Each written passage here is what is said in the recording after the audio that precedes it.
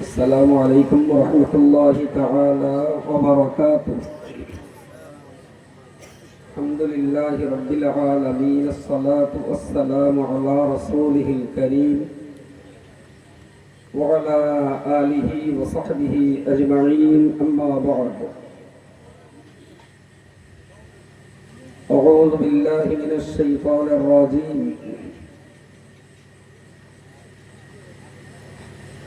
ألم نشرح لك صدرك ووضعنا عنك وزرك الذي أنقض ظهرك ورفعنا لك ذكرك.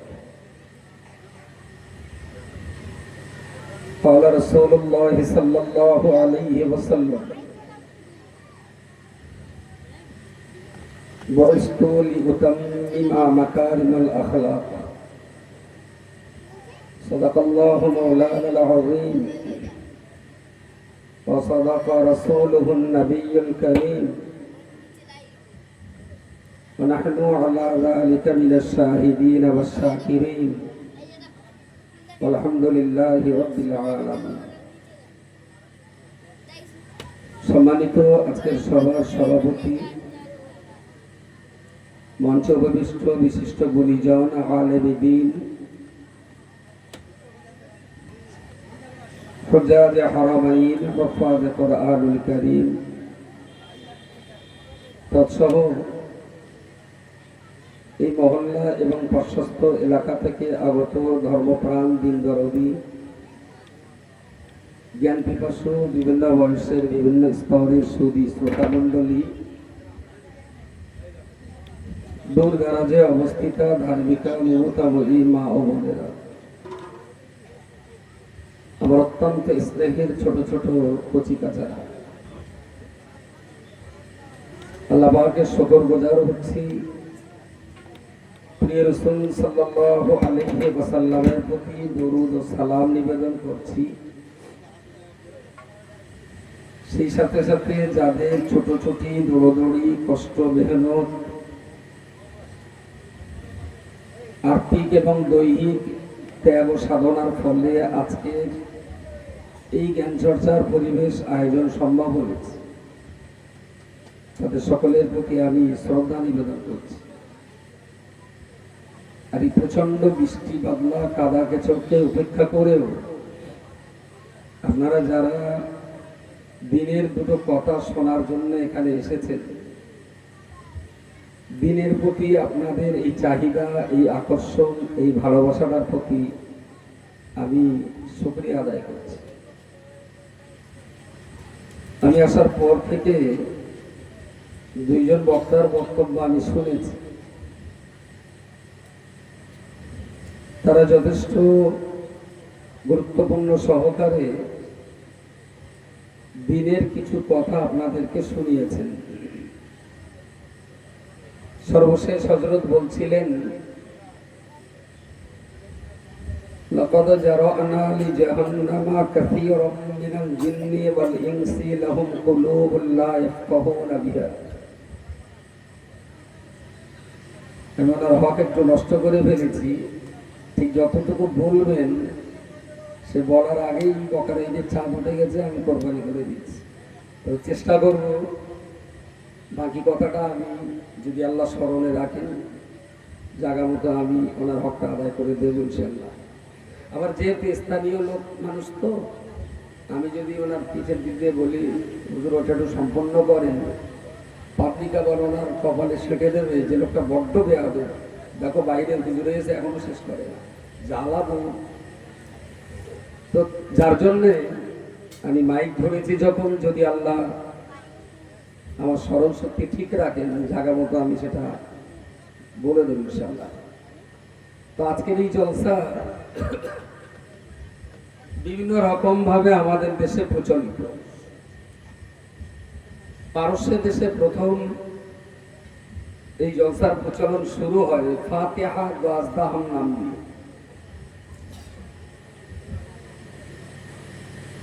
ধীরে ধীরে ধীরে ধীরে তুর্কিস্তান, পাকিস্তান, আস্তে আস্তে আস্তে আস্তে আমাদের বাংলা পর্যন্ত ছড়িয়ে যায়।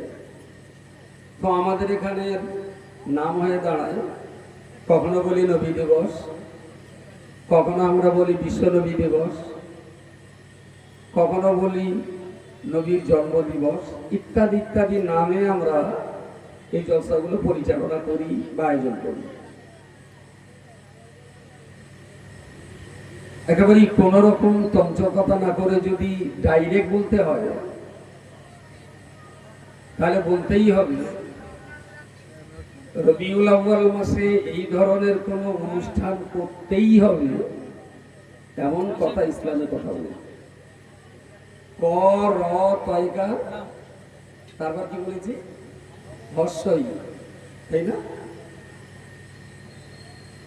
নামাজ পড়তেই হবে, তয়কার হর্ষই। রোজা রোজা রাখতেই হবে, টাকা থাকলে হজ যাকাত আদায় করতেই হবে। কিন্তু রবিউল আউয়াল মাসে এরকম একটা সভা করতেই হবে এমন বাধ্যবাধকতা ইসলামে নেই। তবে সতর্কতা এবং সাবধানের সঙ্গে যদি নিয়তটা এইরকম হয় যে 10টা 20টা 100 মানুষকে এক জায়গায় জমা করে প্রিয় রাসূলের আখলাক, আদর্শ, তরিকা, সুন্নাহ আমরা মানুষের মাঝে প্রচার করব, নিঃসন্দেহে কেউ এই কাজটাকে খারাপ বলবেন না। নবীর সুন্নাত, নবীর আখলাক, নবীর আদর্শ, তার রীতিনীতি, নৈতিকতা, মানবতা, এই ধরনের মজলিস করেও প্রচার করা যায়।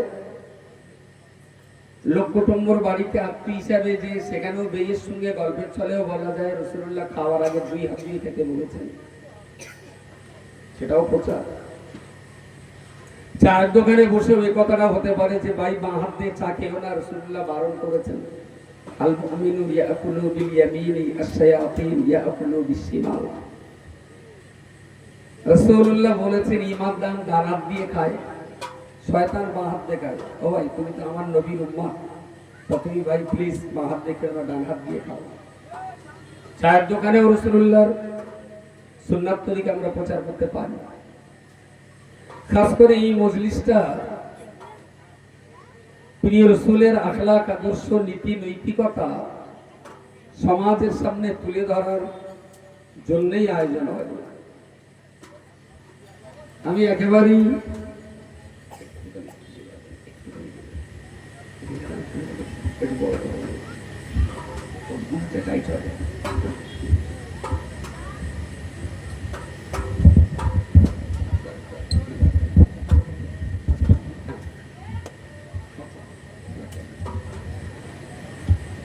আজকে যদি আমি এখানে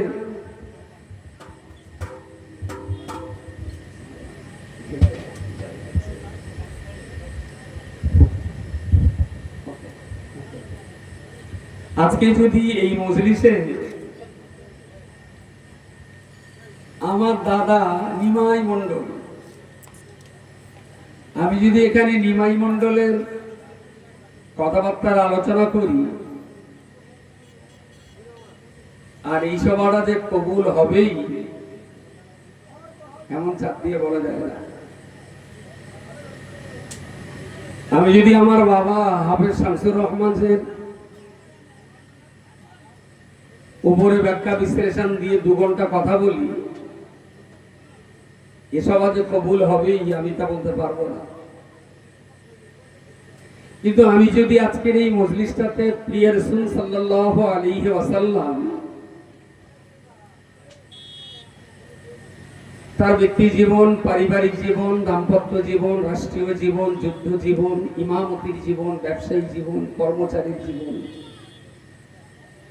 তার মাতব্বরের জীবন, যুদ্ধ জীবন, এগুলো নিয়ে যদি আমি মানুষের সামনে কথা বলি তাহলে এই মজলিসটা আল্লাহর কাছে কবুল হওয়ার গ্যারান্টি আছে। সুবহানাল্লাহ বলেন, সবাই মিলে বলেন সুবহানাল্লাহ।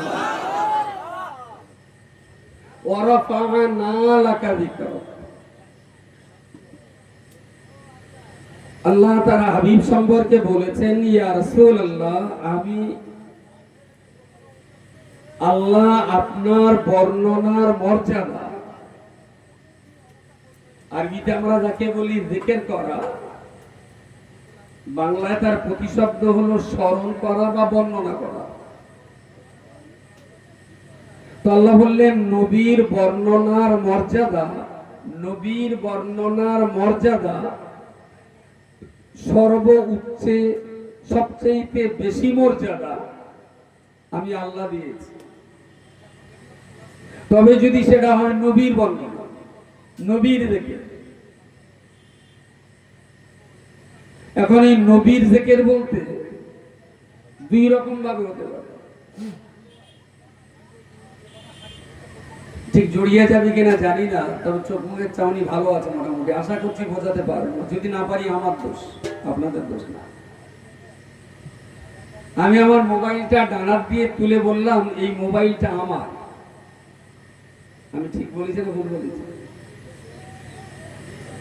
চুপ করবেছেন কেন? তাহলে মোবাইলটা কি আপনার মনে হচ্ছে?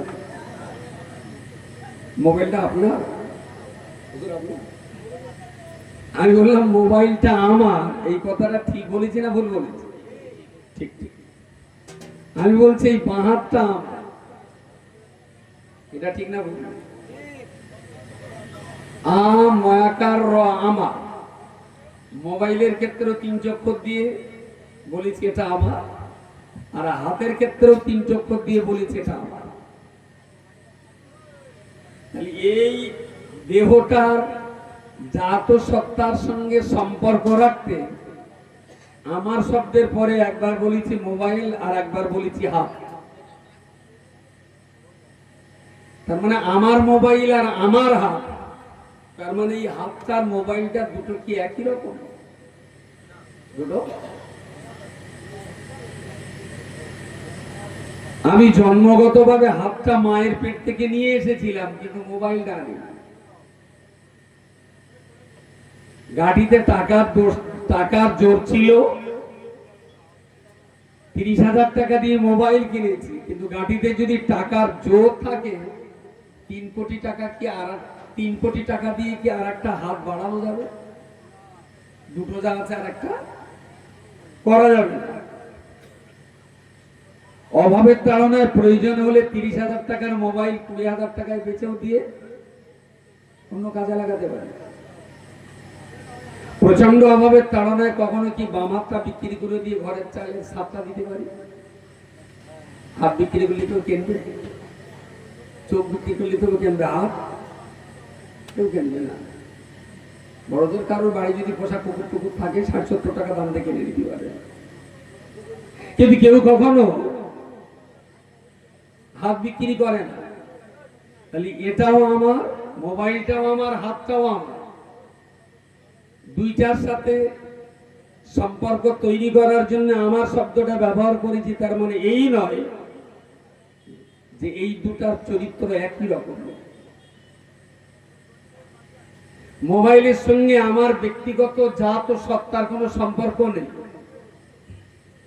কিন্তু হাতের সাথে আমার ব্যক্তিগত জাত ও সত্তার অবিচ্ছেদ্য সম্পর্ক। আজকে আমার মোবাইল বিক্রি করে দিলে কালকে আর একজনের,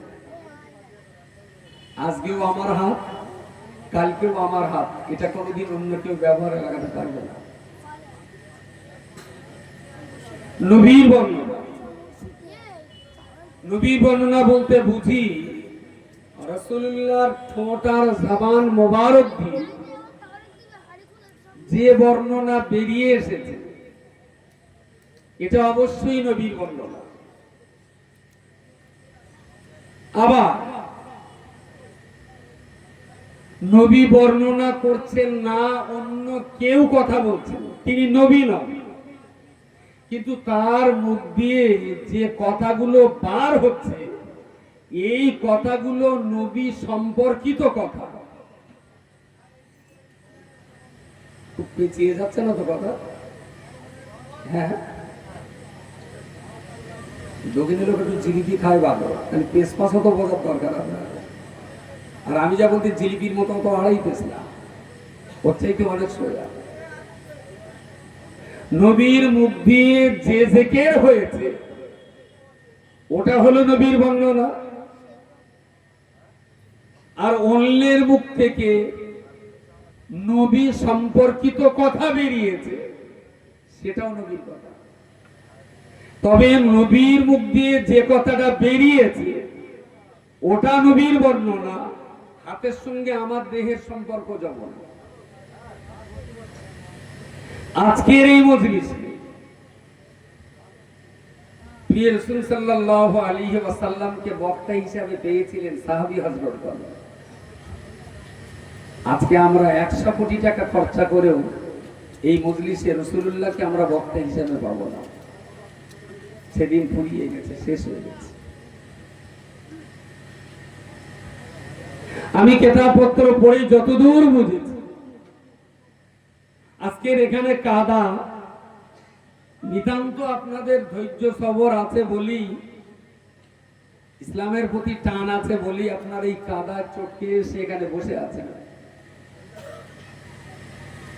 যদি এই মজলিসের শ্রোতা হতো সল্টলেক কিংবা কলকাতার কোন শ্রোতা, হারগিজ এই পা কাদায় রেখে চেয়ারে বসে সভা শুনবে না,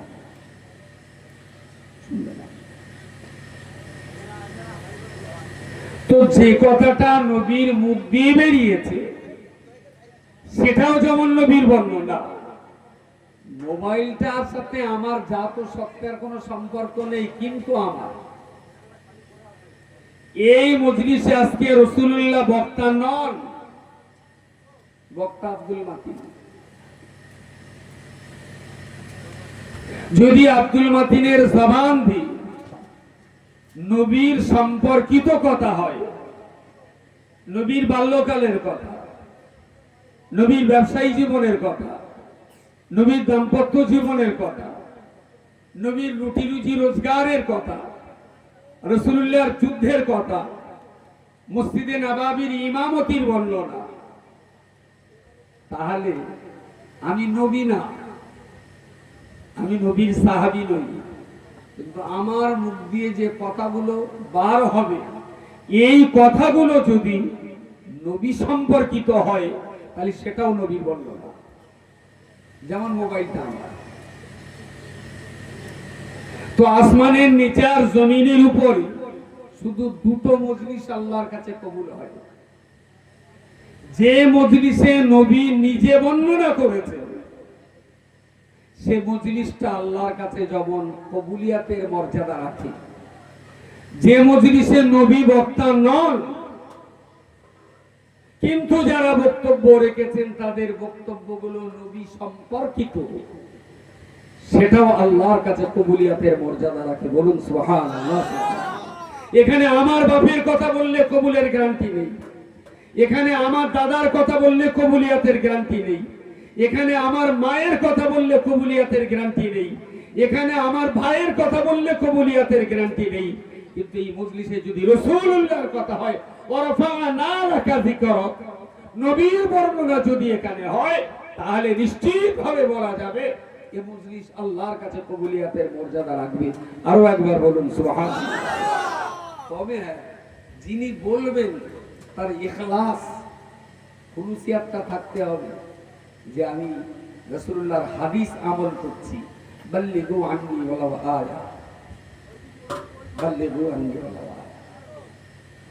রাসূল বলেছেন যদি তোমরা আমার কাছ থেকে একটা কথাও একটা বাক্যও যদি পাও, সেই বাক্যটা তোমরা অন্যের কাছে পৌঁছে দাও। বলুন সুবহানাল্লাহ। এইভাবেই তো দিন পৌঁছে গেছে। ধর্মসভার বয়স কত? আমরা যে সভা করছি পশ্চিমবঙ্গে, এই সভার বয়স হার্ডলি আপনি ধরে নেন 70-80 বছর। তার আগে সভা ছিল না পশ্চিমবঙ্গে, ছিল না। বাকি প্রচার হয়েছে কিভাবে? ম্যান টু ম্যান, ব্যক্তিগতভাবে প্রচার হয়েছে। একটা টাইমে মদিনা সাহাবী শূন্য হয়ে গেল, গোটা মদিনা জুড়ে সাহাবীদের পাওয়া যেত। কেন পাওয়া যেত? মক্কা থেকে মদিনাতে যাওয়ার পর প্রিয় রাসূল সাল্লাল্লাহু আলাইহি ওয়াসাল্লাম যে সাহাবীর ঘরে উঠেছিলেন, হযরতে আবু আইয়ুব আনসারী রাদিয়াল্লাহু তাআলা আনহু। কোথায় তার মাজার? ইস্তাম্বুল। মদিনাতে তার মাজার নেই।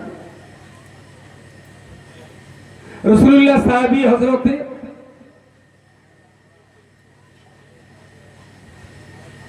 দাজলা নদীর তীরে যে দুইজন সাহাবীর লাশ তুলে আবার অন্যত্র দাফন করা হয়েছিল ইরাকে, কি নাম জানো?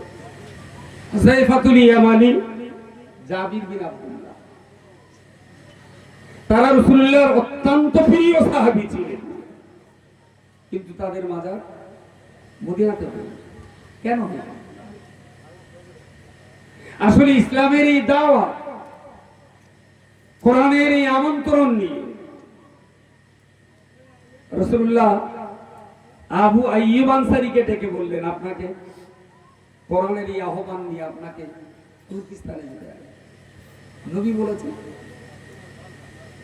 তখনকার ফেসবুকও ছিল না, হোয়াটসঅ্যাপও ছিল না, ফ্লাইটও ছিল না, আর দুরন্ত গতি ট্রেনও ছিল না। সম্বল তো ছিল উট, ঘোড়া আর গাধা, এদের পিছিয়ে যেতে। তাহলে কোথায় মদিনা আর কোথায় তুর্কি? যাবো বললাম সকালে, যে বিকালে চলে এলাম তা তো নয়। কি করতে যেতে হবে?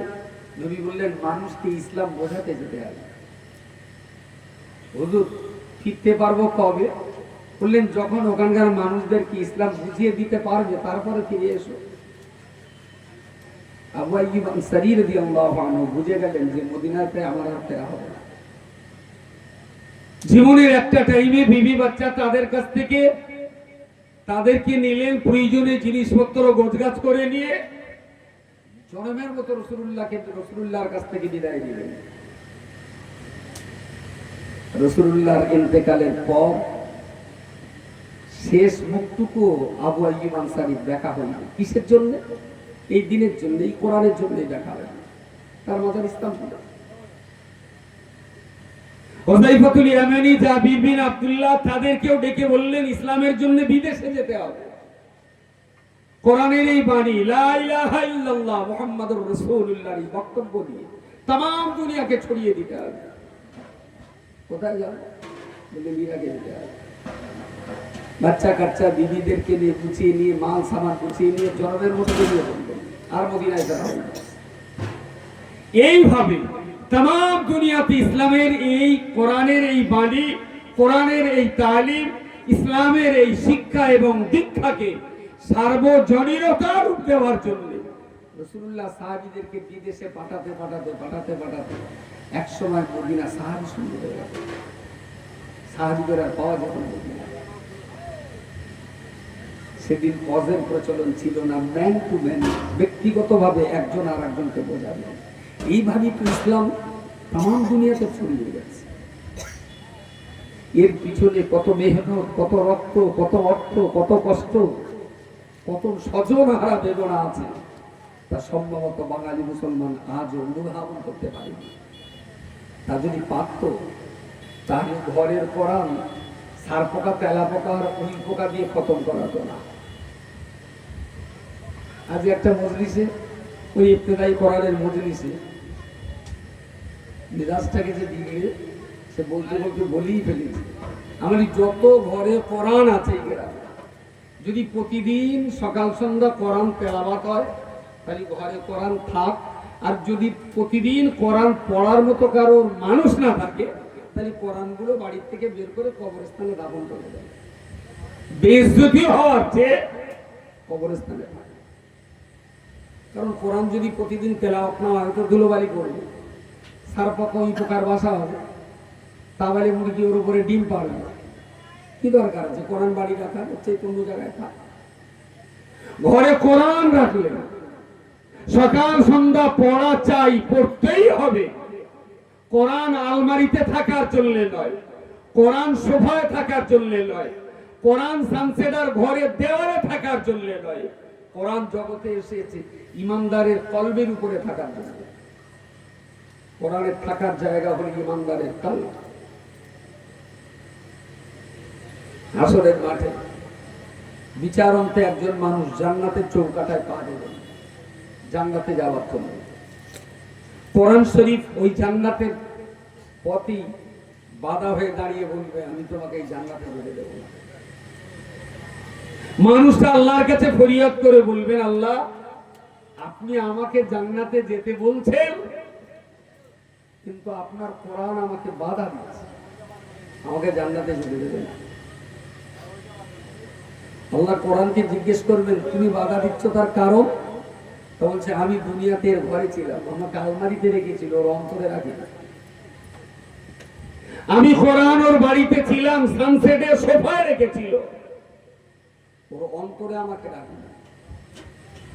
তো আল্লাহ তুমি যদি যে মুসলমান অন্তরে আমারে জায়গা দেয়নি সেই মুসলমান যদি এই জান্নাতে যায়, আমি কোরআন তাহলে এই জান্নাতে যাব না, আমাকে অন্য জায়গায় থাকার জায়গা করে দিন, আমি এই জান্নাতে যাব না। যদি ওই মুসলমান এই জান্নাতে যায়, আমি তাহলে এই জান্নাতে যাব না। আর আমি কোরআন যদি এই জান্নাতে আমাকে রাখেন, তাহলে ওরে রাখা হবে না। বলুন সেদিন আপনার দাবি না কোরআনের দাবি, কোন দাবিটা আল্লাহর কাছে মনে হবে?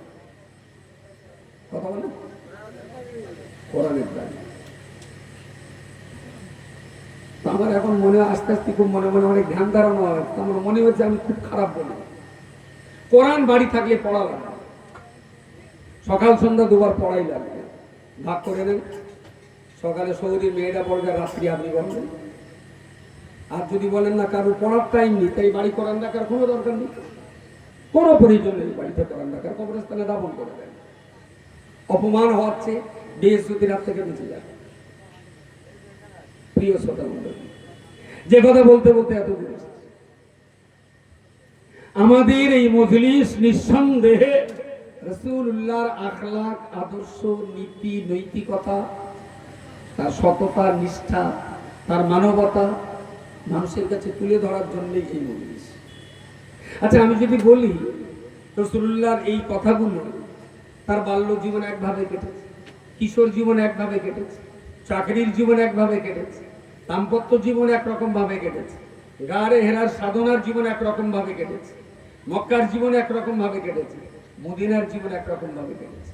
আচ্ছা, রাসূলুল্লাহর জীবনের এই বিভিন্ন অধ্যায়গুলো আমাদের জন্য জানা কি সত্যি সত্যি খুব দরকার আছে? খুব দরকার আছে। এবার লোকের খবর খুব দরকার আছে। হ্যাঁ হ্যাঁ, বেশ। ইসলাম পশ্চিমবঙ্গে আবাদ হয়েছে 700 বছরের দেশ, 700 বছরের দেশ। একটা ছোট্ট কথা আমি সম্পর্কে যদি জিজ্ঞেস করি, মনে হচ্ছে আমি হেরে যাবো।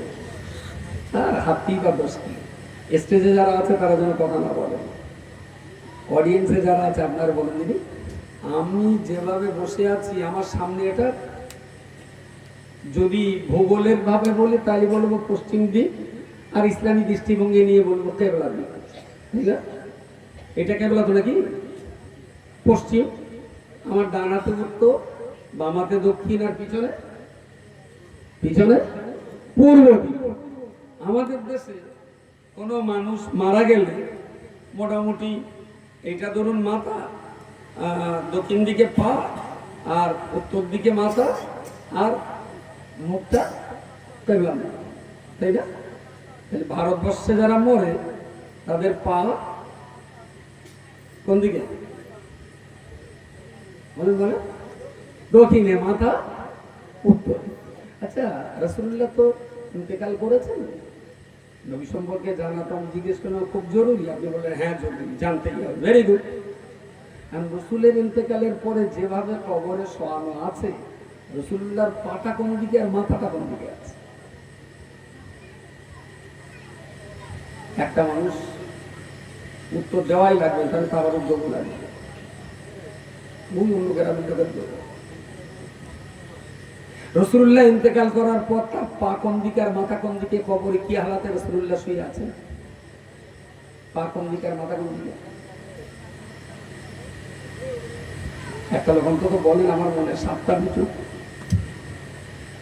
বলেন বলেন। আচ্ছা, নবী কোন ভাবে শুয়ে আছেন সেটাও আপনি জানেন না, দাঁড়িয়ে ইয়া নবী সালাম আলাইকা বলে দিলাম, আর নবী অমনি জবাব দিয়ে বলবে ওয়ালাইকা সালাম ইয়া হাবিব।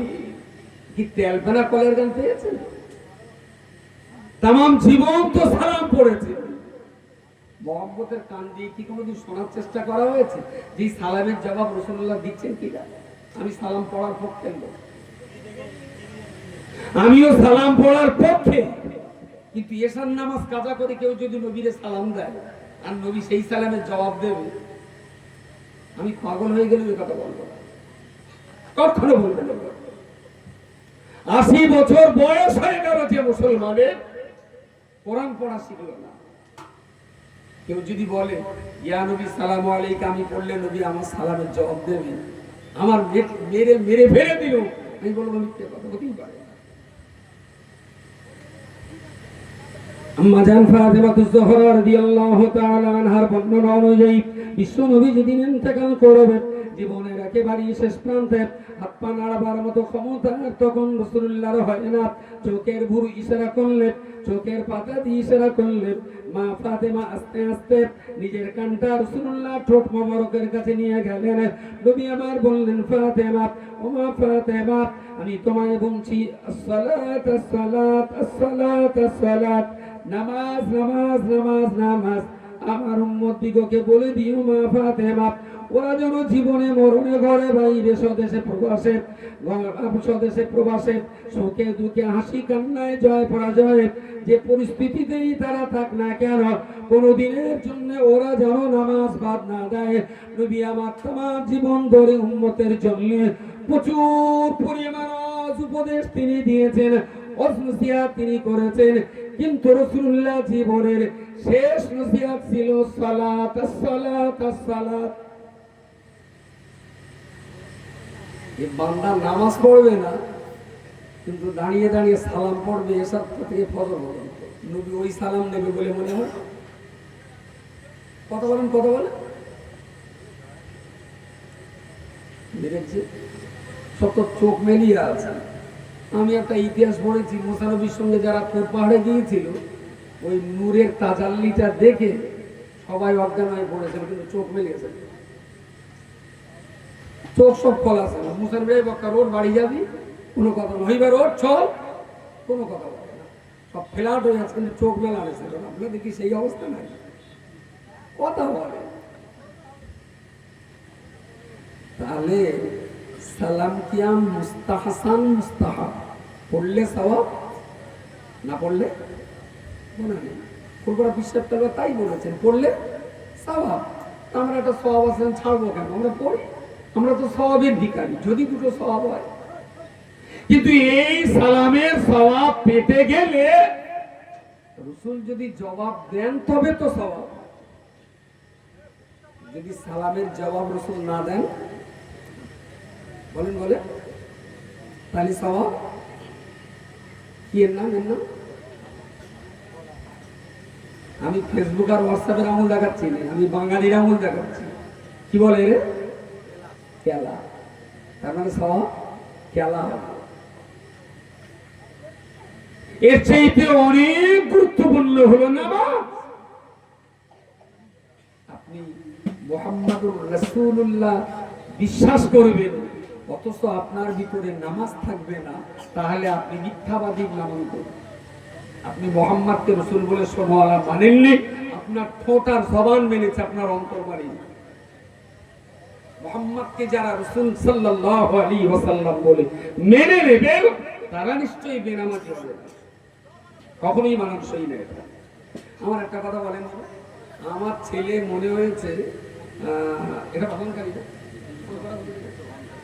উত্তর ভ্রমণকারী সরকার পাড়া, এখন এই গ্রামের একটা ভ্যানালার নিয়ে দেখুন আমার চোখে ভালো লেগে গেছে। মনে হলো মেয়ে ছেলেটা বাকি আছে, ওটা দিয়ে দেবো সাথে। কারণ ওর ফোন নিয়ে বাড়িকে ফোন করি, ভ্যানালার, হ্যালো ভাই, আপনার মেয়েটা আমার পছন্দ হয়েছে, সবার শুনতে গেছিল, আমার ছেলের সঙ্গে আপনার মেয়ে দিয়ে দেবো। তাই তো আপনি এত বড় বক্তা লোক, আমি ভ্যান ছেলেকে গেলেই সারা ভ্যান চালাস, তাই কি? তুই তো কাপের বেদিন মোস্টের চোর ডাকাত গুন্ডা না, তুই তো খেটে খাস রে ভাই। তো আমার মর্যাদা যতটা, তোরও ততটা, তুই তো হালাল খোর, তুই তো ইমানদার।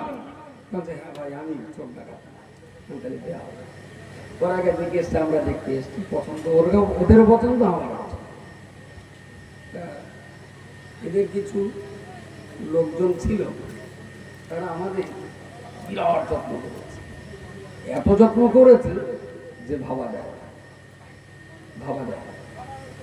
তো আমি সেই ফাঁকে একটু খবর টবর নিয়ে দেখলাম যে মেয়েটাকে আমি যতটা ভালো ভেবেছিলাম ততটা ভালো না। ও এক জায়গার থেকে হুকিং কল ঢুকেছে বিকাল লাগায় খাওয়া খাওয়া খানে এসে গেছে। কিন্তু আমি বলতেই পারছি না, এরা 22 রকম আইটেমের খাওয়া দিয়েছে, বেচারা গরিব মানুষ, দারুণ সুন্দর করে খাওয়া দিয়েছে। আমি আর বলতেই পারছি না যে ভাই তোমার মেয়ের সাথে আমার ছেলে বিয়ে হবে, এত খাওয়া দিয়েছে। আমি দাওয়াত করে যাই, এদেরও 30 জনের দায়িত্ব করে এলাম আমি, ভাই আপনারা আসেন আমার গায়ে। তারা ভেবেছে যেটি বলছে মানে তাহলে মত আছে। আমিও যথারীতি আলু ভাজি, ডিম ভাজি, ডাল, তারপর পটল আর কয়টি ট্যাংরা মাছ, সেই সঙ্গে ছিল বেগুন আর ইলিশ মাছ, তারপরে পোলট্রি মুরগি, তারপর গরুর গোস্ত, তারপর খাসি, তারপর দই, তারপর সন্দেশ, তারপর রসমালাই, চম্পেশ করে খাবার আয়োজন করে সব রেডি করে সামনে দে। আমি বললাম ভাই কিছু মনে করেন, একটা কথা বলবো। তখন সে বলে আমি আপনাদের সে মেয়ে দেখতে গেছিলাম, আমার না পছন্দ হয়েছে, বিয়ে কিন্তু আপনার মেয়ের সাথে আমার ছেলের বিয়ে হবে না, কিন্তু আপনাদের বাড়িতে প্রচুর খেয়ে এসেছিলাম, আমিও আয়োজন করেছি, আল্লাহ রাস্তা আপনারা খেয়ে দিয়ে বাড়ি যান, আমি ছেলে দেখাবো না। আমার বাড়ির ভাত খাবেন? কথা বলেন, কথা বলেন, ভাত খাবেন? আমি এই কথা বলার পরেও কেউ যদি খায় কি ভাবা যেতে পারে? আমার কথা বলা যায়। আমি বিয়ে হবে না, আপনারাও খাইয়েছেন, আমিও খাবার জোগাড় করেছি, ছেলে দেখাবো না। এরপরে কেউ তো খাবে না। যদি 30টা লোক, তো 2টো লোক লেগেছে আমরা না খেয়ে যাবো, তাই বুঝতে হবে যে ওদের ভেতরে পার্সপত্র কিছু কম আছে, আত্মমর্যাদা বলে কিছু ওদের ভিতরে থাকলে নিশ্চয়ই আমার বাড়ি ওরা খাবে না, কখনো খাবে না। আর যদি 1 গ্লাস পানি খেয়ে ফেলে চেষ্টা করবে গলায় এমন বমি করা, স্যার একদম ছোট লোকের বাচ্চা। তুই যদি ছেলের বেটা নাও দিবি, অন্তত ভাতটা খাইয়ে নে তো বলতে পারতিস, তাই না? তখন আর কিছু করার ছিল না। খাওয়ার আগে বলেছে মানে খাতি দেওয়ারও নিয়ত না। প্রিয় শ্রোতা মণ্ডলী, মনে রাখুন রাসূলুল্লাহ নামাজ পড়তে বলেছেন, নবীর কথার মর্যাদা দেননি। রাসূলুল্লাহ রোজা করতে বলেছেন, নবীর কথার মর্যাদা দেননি। রাসূলুল্লাহ কোরআন শিখতে বলেছেন, রাসূলুল্লাহর কথার মর্যাদা দেননি। বিশ্বনবী এতগুলো কথা মান্য করে এবার আপনি নবীকে বলছেন ইয়া রাসূলুল্লাহ, আপনার দেওয়া নামাজ আমি পড়িনি, আপনার দেওয়া রোজা আমি রাখিনি, আপনার দেওয়া যাকাত আমি পালন করিনি, আপনি যে আদেশ করেছেন আপনার আদেশের কোনো মূল্য আমি দেইনি। তবে ইয়া রাসূলুল্লাহ আপনি ভালো থাকুন। আসসালাতু ওয়াসসালামু আলাইকা ইয়া রাসূলুল্লাহ। ইয়া রাসূলুল্লাহ আপনার কোনো কথা আমি মানতে পারিনি, তবে এটা বলছি আপনি ভালো থাকুন। যদি কি সালাম দেবে, কথা বলেন, কথা বলেন, এই সালামের জবাব দেবে বলে যদি আপনারা আমার বাড়ি খান, এত বড় কথা বলার পরে তাই নবীও জবাব দেবে। সুতরাং রাসূলুল্লাহর সঙ্গে যদি সম্পর্কটা আপনার মধুর হয় তাহলে তো তিনি আপনার জন্য দোয়া করবেন। যদি সম্পর্কটা ভালো না থাকে, আমাকে এরা বলেছিল আজকে এখানে ওয়াজ করতে, আমি একটা হাদিস জানি, একটা কোরআন জানি, সেইটাই বলবো। যদি দুটো বলে ফুরিয়ে যায় আর যদি জ্ঞান না থাকে তাহলে 40 মিনিট বলে আমি বলবো ভাই আমার পুঁজি শেষ, আমি আর বলতে পারবো না। এখন কোরআনের আয়াত আর হাদিস মনে হচ্ছে না বলে বাদামের খোলা দিয়ে পেট ভর্তি করবো। বাদামের খোলা মনে আছে? মনে নেই? হ্যাঁ মনে থাকবে, মনে থাকবে না। আরে ইবলিস তো প্রতিদিন ওইটা আপনার যাতে ভুল না হয় তার জন্য কি ইবলিস এজেন্ট হয়ে আছে। 8তলা জাহাজ, কালো প্রকৃতির মেয়ে, সেই কবরে মন কান দেখি সওয়ালের জব করবে, সওয়াল করবে, যখন কখনো যদি জিজ্ঞেস করে বাদামের খোলা, বান্দা বলবে ইয়েস, আজও আমার মনে আছে। কারণ ওগুলো ইবলিস শয়তান খুব যত্ন করে আপনার ব্রেনে ধরে রেখে দেয়। প্রিয় শ্রোতা মণ্ডলী, মনে রাখুন বিশ্বনবী মুহাম্মদুর রাসূলুল্লাহ সাল্লাল্লাহু আলাইহি ওয়াসাল্লাম, তার সম্পর্কে জানতে হবে, তার সম্পর্কে বুঝতে হবে। কেন তার সম্পর্কে জানতে হবে? ও বান্দা মনে রাখুন, একটা জিনিসের প্রতি আমার মায়া, আমার মহব্বত, আমার প্রেম, আমার ভালোবাসা তখনই বাড়তে পারে যখন সেইটা সম্পর্কে আমি বুঝি। আমি যেদিন বুঝেছি এতে কথা বললে আমেরিকার লোকের সঙ্গে কথা বলা যায়, আমি যেদিন বুঝেছি এখানে লিখে দিয়ে পিঠে পাঠিয়ে দেওয়া যায়, আমি যেদিন বুঝেছি এখানে ক্যালকুলেটরের হিসাব করা যায়, আমি যেদিন বুঝেছি মোবাইল দিয়ে জমির পরিমাপের হিসাব করা যায়, আমি যেদিন বুঝেছি গুগল সার্চ করে রোগের ঔষধ নির্বাচন করা যায়, আমি যেদিন বুঝেছি এর ভিতরে গুগল সার্চ করে ইংরেজি গ্রামার পড়তে পারা যায়, এখানে সার্চ করে দারুণ কোরআন হাদিসের আয়াত পাওয়া যায়, আমি যখন বুঝেছি এই মোবাইলটা কাজে লাগালে পরে আমার জীবন জিন্দেগির প্রচুর উপকার হবে, এই মোবাইলটা আমি যত জানবো, যত পড়বো, যত বুঝবো, মোবাইলের প্রতি আমার ভিতরে মহব্বত তত বাড়বে। এই মোবাইলটা হাতছাড়া হয়ে গেলে না আমার বিশাল কষ্ট হবে, কারণ এটা আমার প্রায় 60,000 মানুষের নাম্বার আছে, 60,000 মানুষের নাম্বার আছে। সারা পৃথিবীর কিছু না কিছু মানুষের নাম্বার আমার মোবাইলে আছে। তবে কেউ যদি বদমাইশি করে চুরি করেও নেয় তা অসুবিধা নেই, অসুবিধা নেই। মানে এই ফোনটা চুরি করে ও যখনই অন করবে, ও অন করার সঙ্গে সঙ্গে আমি আর একটা মোবাইলে বুঝে দেবো যে কোন লোকেশনে আছে। বুঝতে পারেন? মোবাইল নিয়ে কেউ যদি সুইচ অফ করে মাটিতে পুঁতে ফেলে দেয় তাহলে আমার কিছু করার নেই, তো সুইচ যদি অন করো, বুঝতে পারেন, সুইচ যদি একবার অন করো, গুগল ম্যাপে সুন্দরবনের বাঘ কোথায় কোথায় পাকামো করতেছে সেটাও ধরে ফেলে দেওয়া যাবে। মোবাইল হজম করার ক্ষমতা কারণ নেই। আচ্ছা, মানুষ যদি এত ক্রিটিক্যাল আবিষ্কার করতে পারে, তাহলে আপনি আর আমি রাতে আর দিনই কোথায় কি পাকামো করছি এটা আল্লাহর পক্ষে জানার হিসেব রাখা কি কষ্টকর বলে মনে হয়? এটা তো মানুষকে তো আল্লাহ সামান্য জ্ঞান দিয়েছেন, খুব সামান্য। তাহলে আমার এই মোবাইলটা আমার কাছে মোস্ট ইম্পর্টেন্ট। আমি মোবাইল ছাড়া একদিন চলতে পারবো না। আজকে এখানে দুটো কথা বলছি, ঘরে বসে বসে কোরআনের একটা আয়াত আর একটা হাদিস শরীফ পড়ে গাড়িতে আস্তে আস্তে পড়েছি। কটা জায়গায় প্রশ্ন হচ্ছিল, মসজিদে বসে বসে পড়ে নিয়েছি, কোনো অসুবিধা নেই। এবার এখান থেকে গাড়িও তুলবো, বাড়ি যাবো, হোয়াটসঅ্যাপে প্রায় 150-র মতন মেসেজ বাকি আছে, মেসেজগুলোর উত্তর দেবো। ফেসবুকে অনেকটা মেসেজ আছে, সেগুলোর উত্তর দিয়ে দিতে বাড়ি যাবো। এটা আমার কাছে খুব জরুরি, খুব জরুরি। কারণ এর দ্বারাতে আমি অনেক উপকার ভোগ করছি। যদি এ আমাকে উপকার না করতো তাহলে এর প্রতি আমার কোনো মায়া হতো না। আমি একে জানি, এর কাছ থেকে উপকার ভোগ করি, তাই এর প্রতি আমার মায়া মমতা খুব বেশি। আপনি যে আশেকে রসুল হবেন, অথচ রসুল সম্পর্কে আপনি জানবেন না, আপনার মনের ভিতরে নদীকে নিয়ে মহব্বত কি করে হবে? বলুন বলুন। قل إن كنتم تحبون الله فاتبعوني يحببكم الله ويغفر لكم ذنوبكم আল্লাহু গফুরুর রহিম। আল্লাহ পাক রব্বুল আলামিন বিশ্ব নবীকে বললেন, ইয়া রাসূলুল্লাহ, আপনার চারপাশের মানুষদিগকে বলে দিন, ইন কুনতুম তুহিব্বুনাল্লাহ, পৃথিবীর মানুষেরা যদি আল্লাহকে মহব্বত করতে চায়, ফাত্তাবিউনি, তাহলে তারা যেন আমি মুহাম্মদকে ইত্তেবা, অনুসরণ করে। আর ওরা যদি আমায় অনুসরণ করে, ইউহিব্বুকুমুল্লাহ, আল্লাহ পাক তাদের ভালোবেসে ফেলবেন। আর আল্লাহ পাক যখন কোনো বান্দাকে ভালোবাসবেন, ইয়াগফির লাকুম যুনুবাকুম, ওই বান্দার জীবনের গুনাহগুলোকে আল্লাহ মাফ করে দেবেন। আল্লাহু গফুরুর রহিম, কারণ আল্লাহ পাক যেমন ক্ষমাকারী তেমন দয়াবান।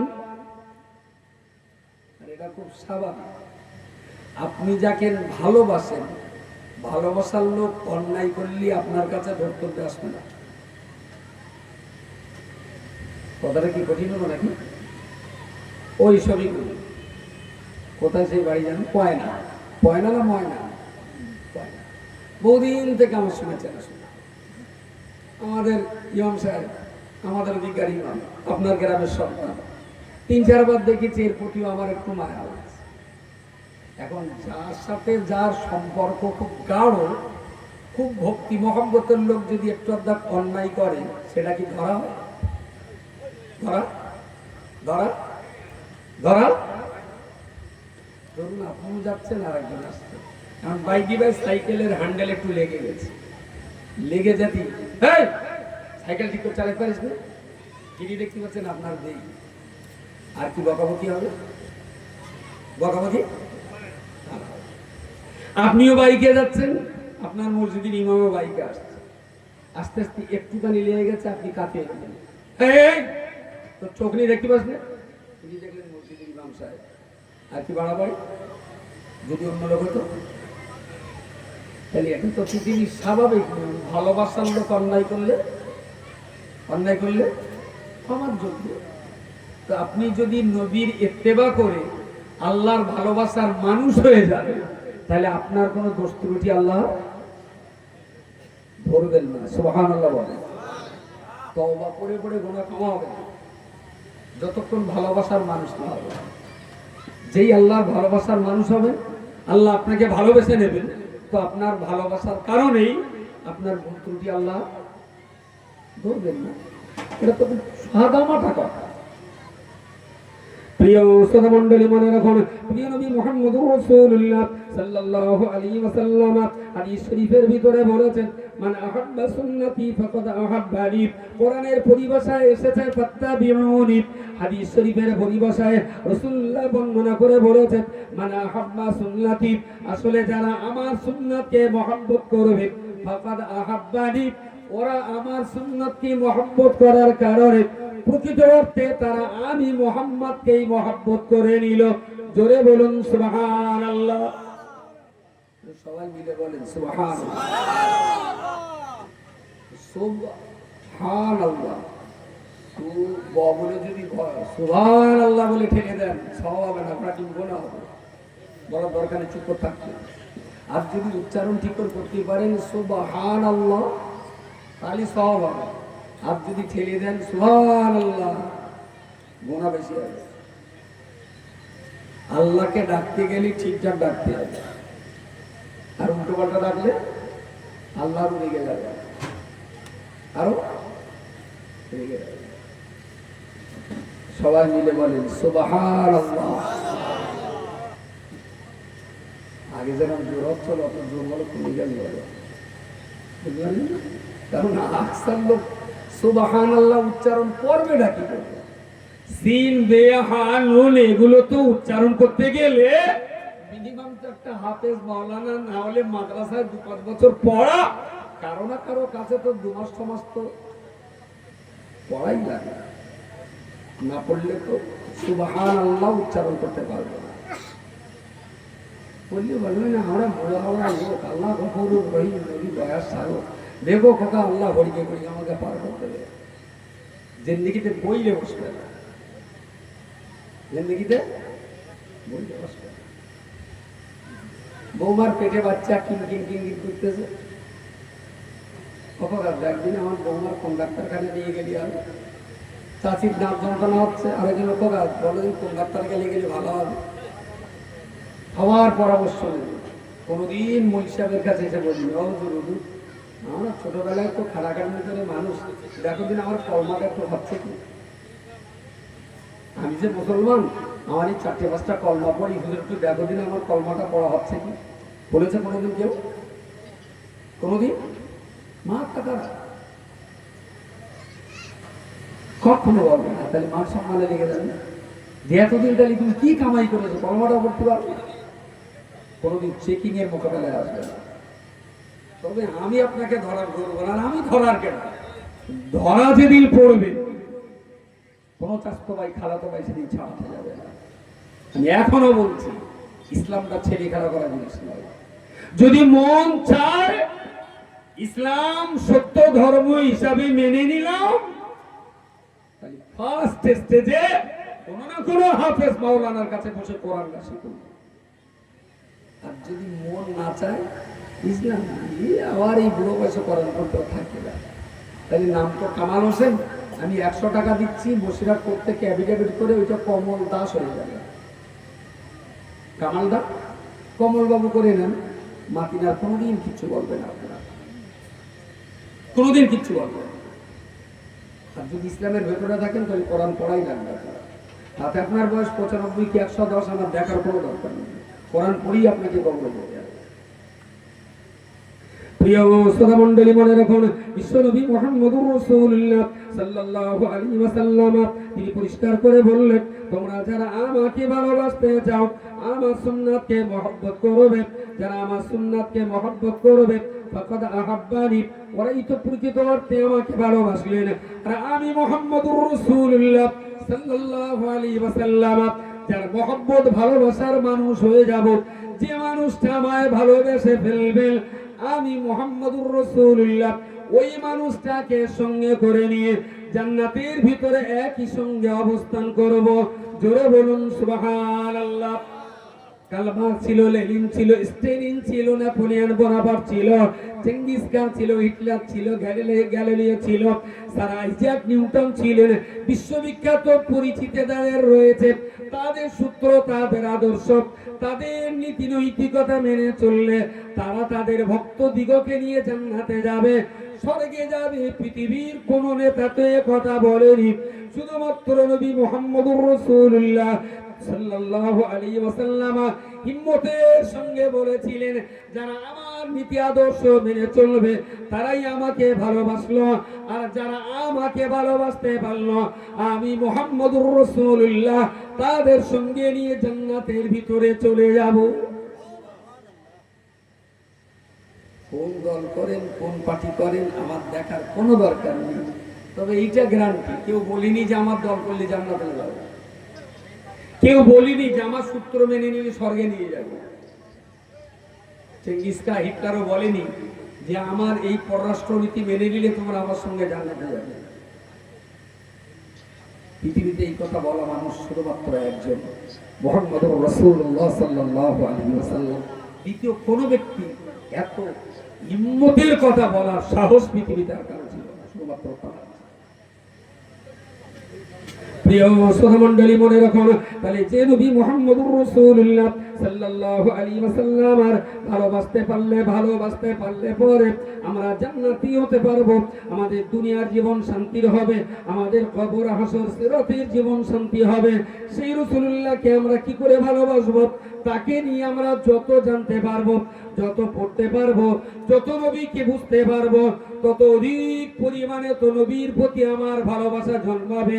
মাত্র 30,000 টাকার একটা মোবাইল, এটা নিয়ে যত জানি যত বুঝি ততই তো মোবাইলের প্রতি আমার ভালোবাসা জন্মায়। সাপোজ মোবাইলটা ফেলে চলে গেছে, আজকে উত্তর ভাঙনকালী সর্দার পাড়ায় বক্তৃতা করতে এসে মোবাইলটা ফেলে রেখে চলে গেছে।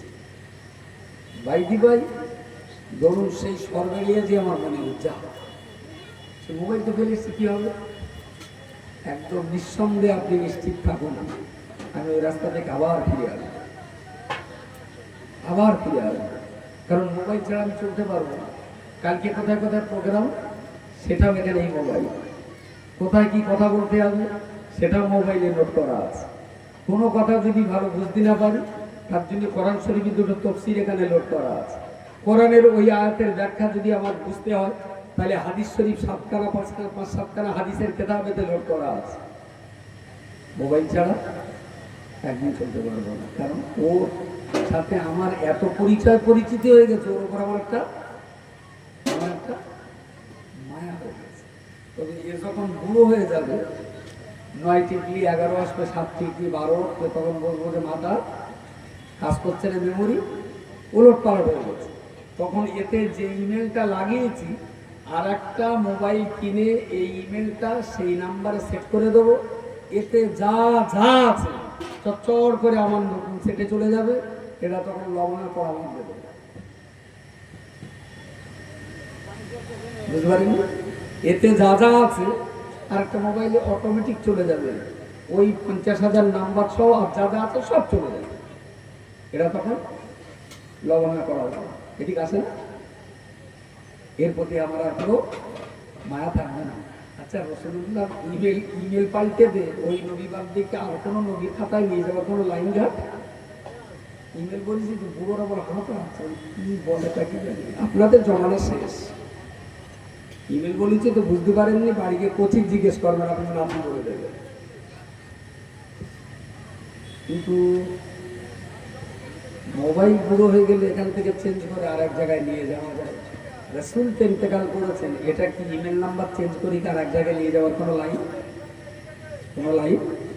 তাহলে সেই মানুষটাকে তো আমাকে বুঝতেই হবে, সে মানুষটাকে আমাকে জানতেই হবে।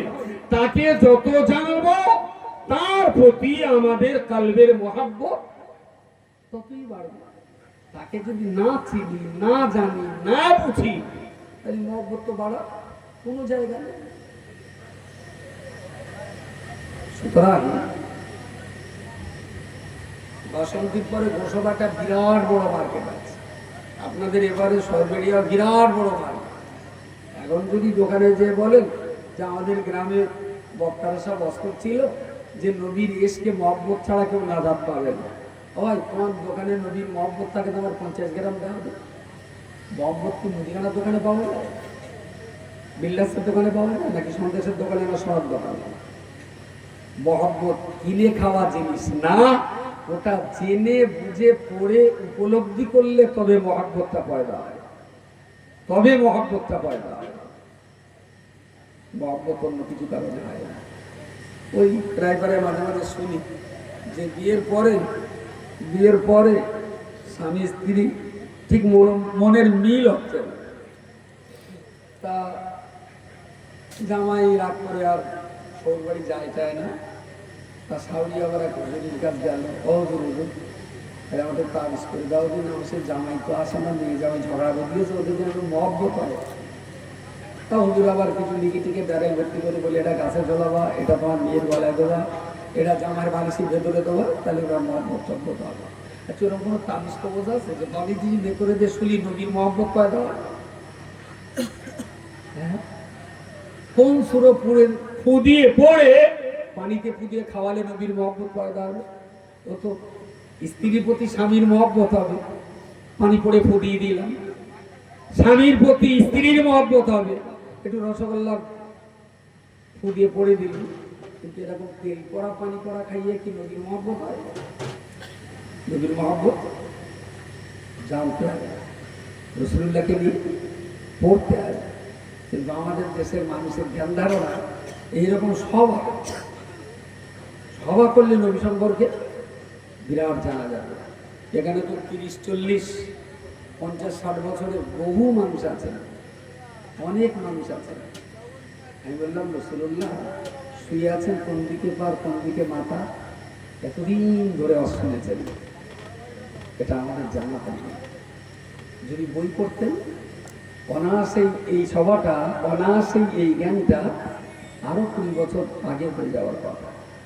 আসলে আমরা তো পড়াই বিশ্বাসী না, আমরা শোনাই বিশ্বাসী। আর শুনে কখনো তাম জীবন ধরে শুনেও নবীকে কখনো চেনা যাবে না। এই জন্যই যাবে না, শোনা কথা হলো পরোক্ষ জ্ঞান, আর বই পড়া জ্ঞান প্রত্যক্ষ জ্ঞান। নবীকে জানতে গেলে বই পড়তে হবে। পশ্চিমবঙ্গে আমার জানা মতে রাসূলুল্লাহ জীবনীর উপরে কিছু কম বেশি 80 থেকে 85খানা কিতাব আছে রাসূলুল্লাহ জীবনীর উপরে। উত্তর ভ্রমণকালী সর্দারপাড়া আমাদের এই জামিয়া এবং মসজিদকে কেন্দ্র করে কত পরিবারের বাস? মোটামুটি একটা 300 পরিবার, 300 ভোটার না, কিন্তু রান্নাঘর পরিবার 300 পরিবার। আচ্ছা, 300 পরিবারে তিরঙ্গা, শেখর, গুটকা, চুটকি, শান্তি, দিলবার, মোস্তাফি, বিমল, বাদ গেল কোনটা? বাদ গেছে একটা, বলেন কে? না, ও তো দাদু, আমি নাতির কথা বলছি। বিড়ি সিগারেট গাঁজা চুরুট হিরোইন ওগুলো তো বাদ না কিনেও। তাহলে এই 8-10টা জিনিস এই 300 পরিবারের কটা বাড়িতে যায়নি? 300 পরিবারের ভিতরে কটা বাড়ি ফাঁকা আছে যেরা 10 ভাই জায়গা পায়নি? বলেন বলেন। মোটামুটি একটা 300-র ভেতরে 50টা বাড়ি ভালো আছে এরা 10 ভাই ঢুকিনি। হ্যাঁ, 5টা বাড়ি ফাঁকা, তাও আশা করা যায় না। বলে হয়তো খুঁজলে 1-2 বাড়ি বেরোবে, কিন্তু আশাটা করা যাচ্ছে। প্রিয় শ্রোতা মণ্ডলী, মনে রাখুন রাসূলুল্লাহর জীবনী 1-2 নয়, সিরাতে হালাবিয়া, সিরাতে ইবনে হিশাম, দালাইলুন নবুওয়াত, বিশ্বনবী, সিরাতুন নবী, আর রাহিকুল মাকতুম, মোহরাঙ্কিত স্বর্গীয় সৌদাব, বিশ্বনবীর জীবন ইতিহাস, শিশুদের মুস্তাফা, হাজার রকমের কিতাব দুনিয়াতে রয়েছে। শুধু বাংলা ভাষাতে 80 থেকে 85 খানা কিতাব পাবেন। আমি কি জানতে পারি এই 300 মুসলিম পরিবারের ভিতরে কটা পরিবারের ভিতরে রাসূলুল্লাহর কোনো না কোনো জীবনী বই আছে? কটা পরিবার? গুটকা তো 300 পরিবারের ভিতরে সবার বাড়ি আছে মাশাআল্লাহ, কিন্তু নবীর জীবনী কটা মুসলমানের বাড়িতে আছে? 250, 200,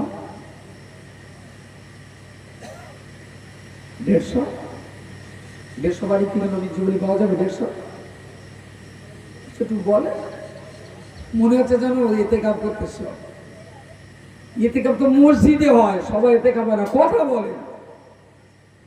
এই 300 পরিবারের ভিতরে কোনো না কোনো রাইটারের জীবন, রাসূলুল্লাহর জীবন একটা থাকলে আমি শান্তি। কটা পরিবারে পেতে পারি আমি? 50টা পরিবারই আশা করতে পারি? তাও না, কটা মোটামুটি একটা। খানকুড়ি একজন ভাই বলেছেন 20টা পরিবারে আশা করা যেতে পারে যে রাসূলুল্লাহর জীবনী আছে। আলহামদুলিল্লাহ 20টা বাড়িতে। ওইটাকে আর একটু বাড়ালে ভালো হয়। সকালে যেন আবার দোষ দেবেন না যে তুমি গ্রামের মান সম্মান নষ্ট করলে। আপনি বলেন 290টা বাড়িতে আছে, আপনার বর্তমান অধিকার আছে, বলেন আপনি। তাই 20টায় ধরি, 20টা পরিবারে নবীর জীবনী আছে, আর তেরঙ্গা 300 পরিবারে আছে। তাহলে মহব্বতটা বেশি কোন দিকে যাচ্ছে বলেন? বলে তাহলে 6 বারাতের দিন আল্লাহ হাসরের কঠিন সময় তোমার নবীর হাতে এক গ্লাস কাউসারের পানি যেন আমাদের নসিবে হয়। আল্লাহ সবাই তো হু করে বলো আল্লাহুম্মা আমিন। ওইটা না করে বলুন আল্লাহ তিরঙ্গা শেখার গুটকা খাওয়ার বদৌলতে তুমি আমাদের সংসারাত পার করে দিও। এই দোয়াটা হোক সামনে 6 বারাতের দিন আর 27 কদর।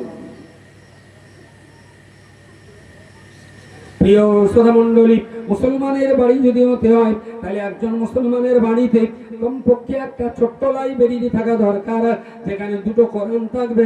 কখনো বৌমা পড়বে, কখনো শাশুড়ি পড়বে, কখনো শ্বশুর পড়বে, কখনো ছেলে পড়বে। ওখানে রাসূলুল্লাহর জীবনী একটা বই থাকা দরকার। বাংলা ভাষায় আখড়াদের একটা কিতাব থাকাটা খুব জরুরি। ফুরফুরা পীর সাহেব কেবলার জীবন ইতিহাস ওখানে থাকাটা জরুরি। রুহুল আমিন সাহেবের ইলমে আকায়েদের কিতাব কলমাতুল কুফর কিতাব একটা সেখানে থাকবে। ইমাম গাজ্জালির সৃষ্টি দর্শন সেখানে থাকবে। আল্লাহর বান্দা মনে রাখতে হবে এই ধরনের বেশি নয়, অন্তত গোটা 5 বাংলা ইসলামী কিতাব, আর সেই সঙ্গে 2টো কোরআন। খুব ভালো হয় যদি বাংলা একটা তাফসীর থাকে, আরো ভালো হবে যদি বাংলা একটা হাদিস থাকবে। মুসলমানের পরিবারের ছোট্ট একটা লাইব্রেরি থাকবে, যার যখন মনে হবে ওই কিতাব নিয়ে একটু পড়বে। বৌমা পড়ে রেখে দিল, শ্বশুর টেনে আবার কিতাবটা পড়বে, শ্বশুর রেখে দিল, শাশুড়ি আবার কিতাবটা নিয়ে একটু শুয়ে পড়বে। তবে তো বুঝবো এই পরিবারে ইসলামের কালচার মওজুদ। 300 পরিবার যদি ভিজিট করা হয়, 300 পরিবার যদি ভিজিট করা হয়, বেরাস দিয়ে দাঁত মাজা হারাম নয়, মাজলে গোনা হবে, ইমাম চলে যাবে, এ কথা একবারও বলবো না। আমিও বেরাস দিয়ে দাঁত ঘষি প্রয়োজনে, ওতে যে পাপ হবে গোনা হবে আমি একবারও বলবো। কিন্তু 300 পরিবারে যদি খোঁজ করি, বেরাস কত পরিবারে পাওয়া যাবে? 300 300 পরিবার যদি খুঁজি, ছোট্ট একটা কাঠের ডাল, সেটা বাবলা হতে পারে, নিমের ডাল হতে পারে, জাইতুনের ডাল হতে পারে, যা আপনাদের রাস্তার ধারে বাবলার ডাল ফ্রি পাওয়া যায়, নিমের ডাল ফ্রি পাওয়া যায়। That is মিসওয়াক। 300 পরিবারের ভিতরে কটা বাড়িতে আমি আশা করতে পারি? বলেন, মোটামুটি একটা 290টা বাড়িতে। হ্যাঁ বলুন, তা বয়স্ক মানুষ ঘষে কোথায়? দাঁত পড়ে গেলি তাই ঘষবে? মাথা টাক পড়ে গেলি তারপরে কি শ্যাম্পু ডালবে নাকি? বয়স্ক মানুষ তারা একটু ডালবে। তো মোটামুটি কটা পরিবারে হতে পারে? তুমি আগে বলে স্কুলে একটু বলে দিই, মেসক কটা বাড়িতে আশা করতে পারি? সে ছেলে মাজুক আর আব্বা মাজুক, অন্তত একজনও তো মেসকটা ঘষে। হ্যাঁ, 250 বাড়িতে মেসক আছে, ভোট দিতেই পারে। আমার এক ভাই বলেছে 250 বাড়িতে মেসক আছে, এতে কি কারো কিছু বলার আছে? আরে আমার সঙ্গে কথা, ওর কথা তোমার পছন্দ নয় তো তুমি ভোট বলো, তোমার ভোট করা বাড়ি। ও বলেছে 250, সবার তো বলে দেখতে আর আছে, কারোর কথা কারো তো ঠিক না, সে তার মতন বলেছে। আপনি আপনার মতো বলুন। একজন বলেছে 250 বাড়িতে মেসক পাওয়া যাবে, এতে কি আর কারো কিছু বলার আছে? হ্যাঁ, 250 বাড়িতে পাওয়া যাবে, 250 বাড়িতে। উনি বলেছেন 10টা বাড়ি পাওয়া যাবে কিনা মেসক সন্দেহ আছে। একবার যাবে না তারা বলিনি, 10টা হতে পারে মেবি। এত লোক পালন করলো, বোমের দাম একজন বলবে 10 টাকা, আর একজন বলবে 250 টাকা। বড্ড যেন বাজার উলটপালট হয়ে যাচ্ছে। আমি বলছি কি, মেসওয়াকটা ফ্রি, ব্রাশের সঙ্গে পেস্ট পয়সা দিয়ে কিনতে হয়। কিন্তু মুসলমানের হাতে যদি 10টা মেসওয়াক হতে, তা 100 ব্রাশ উঠে গেছে। মেসওয়াক মাছ দিয়ে কি, মেসওয়াক দিয়ে পেস্ট দিয়ে দাঁত ঘষলে দাঁত পরিষ্কার হবে, বা সওয়াব হবে, সওয়াব হবে না। মেসওয়াক দিয়ে দাঁত ঘষলে সওয়াবও হবে, ফের দাঁতও পরিষ্কার হবে। প্রিয় রাসূল আমার হাদিস শরীফে বলেছেন, মান তামাসসাকা বিসুন্নতি ইনদা ফাসাদি উম্মতি।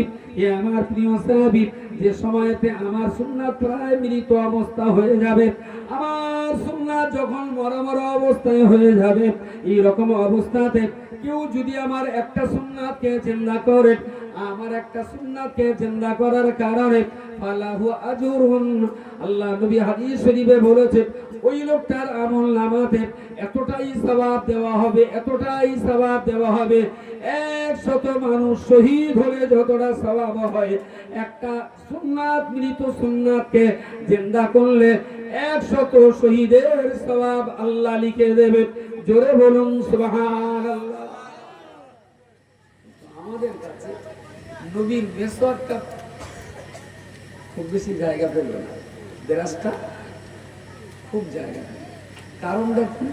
আসলে নবীর সঙ্গে আমাদের সম্পর্ক কমে গেছে, রাসূলুল্লাহর সঙ্গে আমাদের সম্পর্ক কমে গেছে। সম্পর্ক থাকলে না এই কাজগুলো আমাদের কাছ থেকে কমতো না।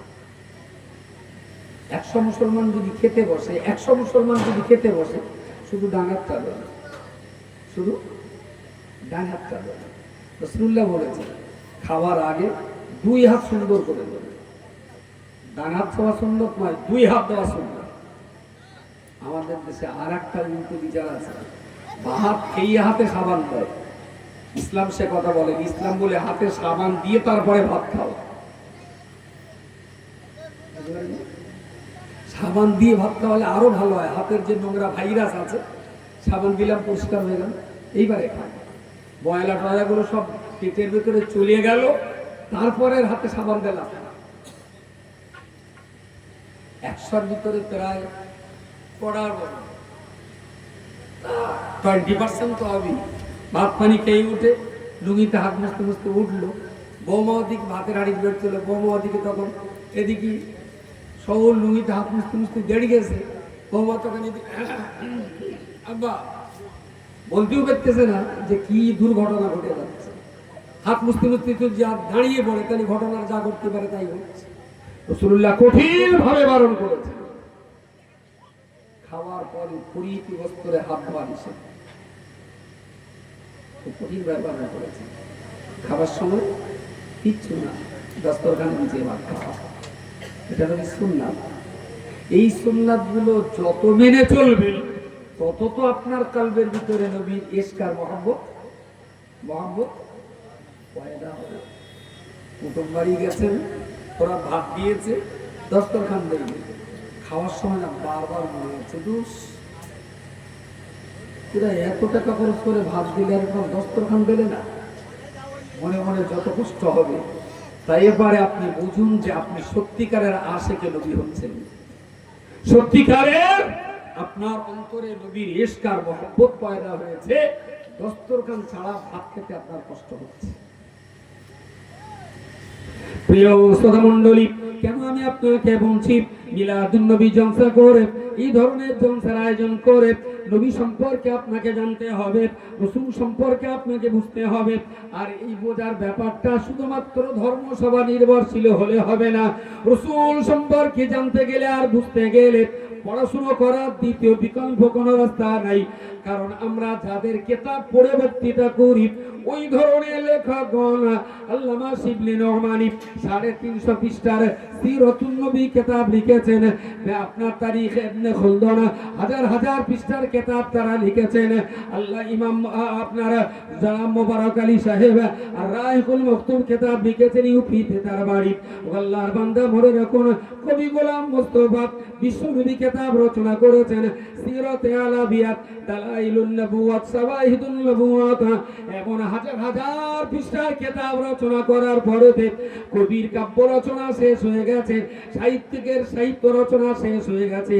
হাজার হাজার পৃষ্ঠা লেখার পরেতে প্রত্যেকটা কবি আর সাহিত্যিক দু কলম ছোট্ট করে একটু লিখে দিয়ে গেছেন, লা ইমকিনু সানাউ কামা কানা হাক্কুহু ইয়া রাসূলুল্লাহ ইয়া হাবিবাল্লাহ।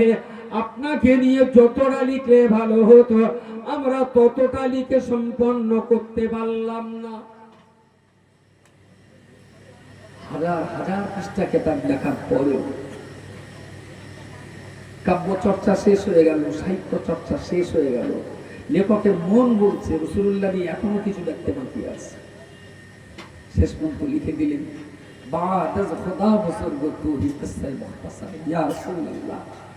আপনাকে নিয়ে যতটা লিখলে আপনার যোগ্যতা অনুযায়ী লেখা হতো, ততটা পারলাম না।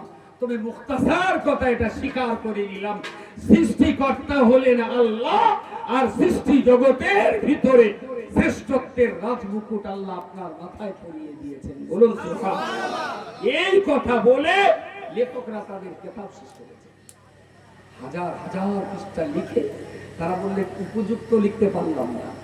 আর আমি সেই কিতাব 5 পৃষ্ঠা পড়ে এসে এখানে 2 ঘন্টা ওয়াজ করব, আর আপনি বুঝে নেবেন যে নবী সম্পর্কে প্রচুর জেনে নিলাম, তার মানে আপনি মূর্খের স্বর্গে বাস করছেন।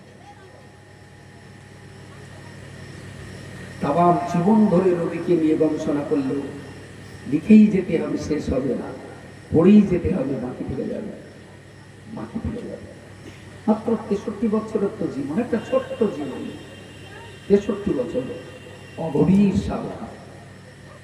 রাসূলুল্লাহর একটা কথা বিচার করবেন, ছোট্ট একটা কথা বিচার করবেন।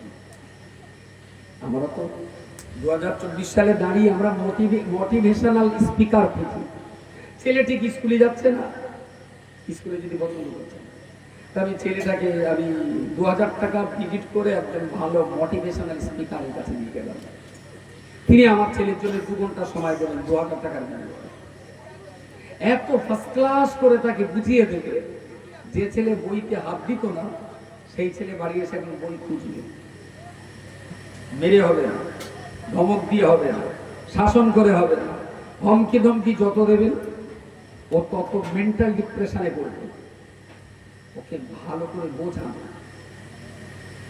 একজন সাহাবী, অনেক সাহাবী আছেন, রাসূলুল্লাহ সেই মাঝখানে আছেন, তো বিশ্বনবী আমার ওয়াজ করতে উপদেশ দিচ্ছেন বিভিন্ন রকম।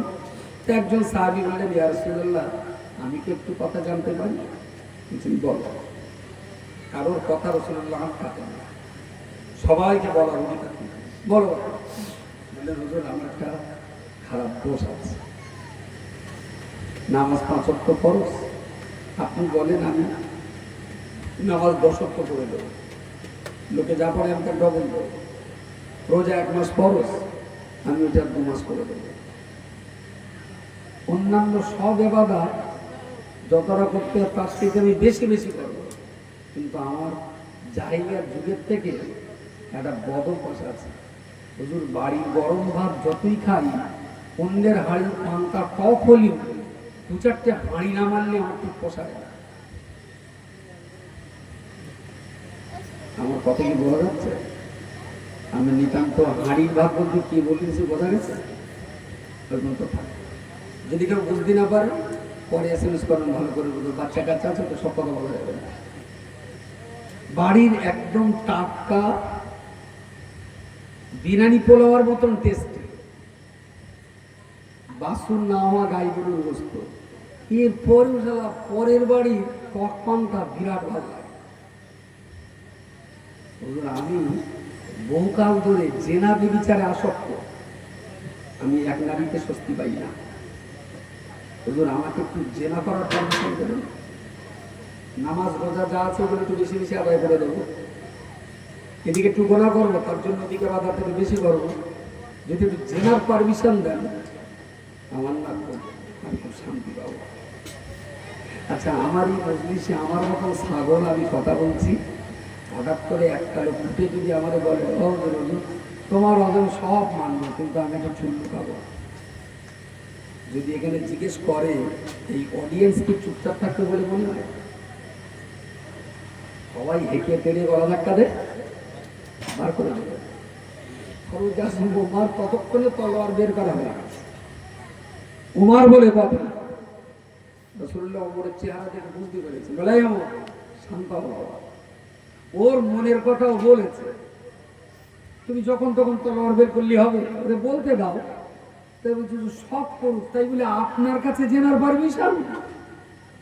বলে হ্যাঁ, আমি ছাড়া ওর বুদ্ধিটা নেবে কার কাছে? ও তো আমাকে জিজ্ঞেস করেছে, তুমি রেগে যাচ্ছ, বসো ঠান্ডা। রাসূলুল্লাহ ওকে একদম দেখে কাছে আনলেন, পিঠে মাথায় খুব হাত বুলিয়ে আদর করলেন, বললেন শোনো, মাথা নিচু করে বসে আছে, সবাই ওরে ধিক্কার দিয়েছে, ওর লজ্জা লেগেছে, যদি মাথা ধরে তুমি খারাপ কিচ্ছু করোনি, আরে আমার কাছে ছাড়া তুমি জিজ্ঞেসটা করবে কার কাছে? ওরা রাজ করলে হবে? তুমি জিজ্ঞেস করেছো, আমি তো বলছি তুমি বেশ করেছো, বসো সোজা বসো, মাথা তুলে, মাথা তুলে চোখে চোখে রেখে নবী বললেন আচ্ছা কেউ যদি মনে করে তোমার মনের সঙ্গে একটু জেনা দেবে, তুমি কি পারমিট করবে? চুরি এটা কোনোদিন হয় বলেন, এমনি চুরি চাপটা করে হয়, কিন্তু আমার জিজ্ঞেস করলে আমি কিন্তু ছেড়ে দেবো না। বলে ঠিক আছে। যদি কেউ ভাবে তোমার খালা আমার সঙ্গে জেনা দেবে, বলে ওদের তো আরো সব মনে আসে, এটা তো মনে মনির ব্যাপার, ওটা তো মাথা ছিল দরবারে চলে গেল, ওটা তো মারা যাবে না, ওটা সেটা মানবে না। তাহলে কেউ যদি মনে করে তোমার মেয়েটার সঙ্গে জেনা করবে, তুমি কি পারমিট করবে? এসব কথা কোনোদিন হয়? আমি বেঁচে থাকতে এটা মেনে নেব? তাহলে তোমার বোনের সঙ্গে জেনা করলে তুমি মানবে না, তোমার মেয়ের সঙ্গে জেনা করলে তুমি মানবে না, তোমার খালার সঙ্গে জেনা করলে তুমি মানবে না। আচ্ছা কেউ যদি তোমার কাছে জিজ্ঞেস করে যে তোমার মার সঙ্গে কি জেনা করবে, তুমি যদি কোনো সর্বনাশ, হুজুর আমার জীবন থাকতে আমি মানবো না। বললেন বেশ, কেউ যদি চায় তোমার স্ত্রীর সঙ্গে জেনা করে, বলে হুজুর ওটা তো হেড অফিস, ওখানে ঘাড়ে আপনার একটু জীবন চলে গেলেও আমি মানতে রাজি। বেশ, তাহলে তোমার মেয়ে, তোমার মা, তোমার খালা, তোমার বোন, তোমার স্ত্রী, এদের সঙ্গে জেনা করলে তুমি যদি মানতে না পারো, তাহলে তুমি যাদের সঙ্গে জেনা করছো সেই মহিলাগুলো তো কারো না কারো মা, তারাও তো কারো না কারো বোন, তারাও তো কারো না কারো স্বামী স্ত্রী, তারাও তো কারো না কারো খালা। তাহলে যে কাজটা তুমি নিজে পছন্দ করো না, সেই কাজটা তুমি অন্যকে পছন্দ করতে বাধ্য করাবে কেন? সাহাবীকে দেখবেন, দ্যাট ইজ মোটিভেশনাল স্পিকার। ধমকি নয়, তাড়া দেওয়া নয়, মারপিট নয়, গালিগালাজ নয়, এত সুন্দরভাবে বুঝিয়ে দিয়েছেন।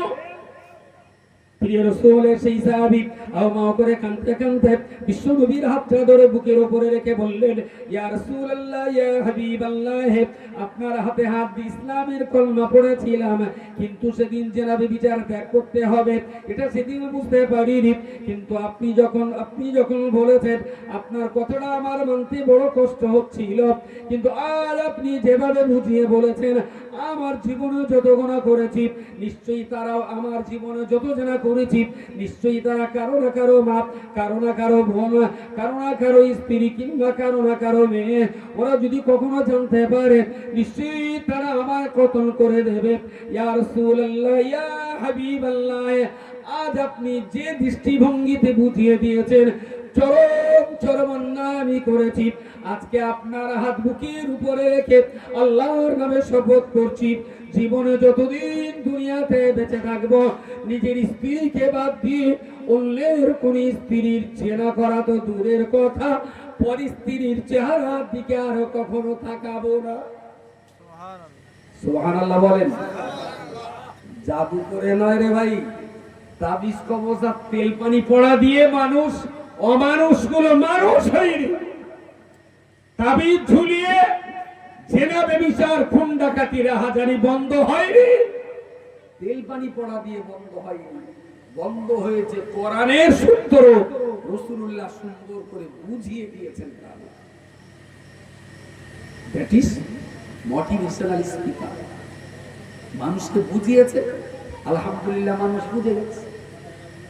জীবনে আর জেনা ব্যভিচার করে আপনার বাচ্চাটা স্কুলে যায় না, আমি বলছি ও কারণ মারধর করে লাভ নেই, ওর ব্রেনের কোনো একটা জায়গায় উল্টো রিয়াকশন হচ্ছে যে পড়াশোনা করে কি হবে। আমি বলছি ওকে 2000 টাকা খরচ করে একটা মোটিভেশনাল স্পিকারকে দেখানো, সে কথা বলতে বলতে বলতে বলতে ধরে ফেলবে। যখন সেই মাস্টার ওকে বোঝাতে পারবে, দেখো কোচি সোনামানি, পড়াশোনাটা না তোমার, তুমি পড়লে তোমার লাভ, তুমি পড়লে তোমার কল্যাণ, তুমি পড়লে তোমার উপকার।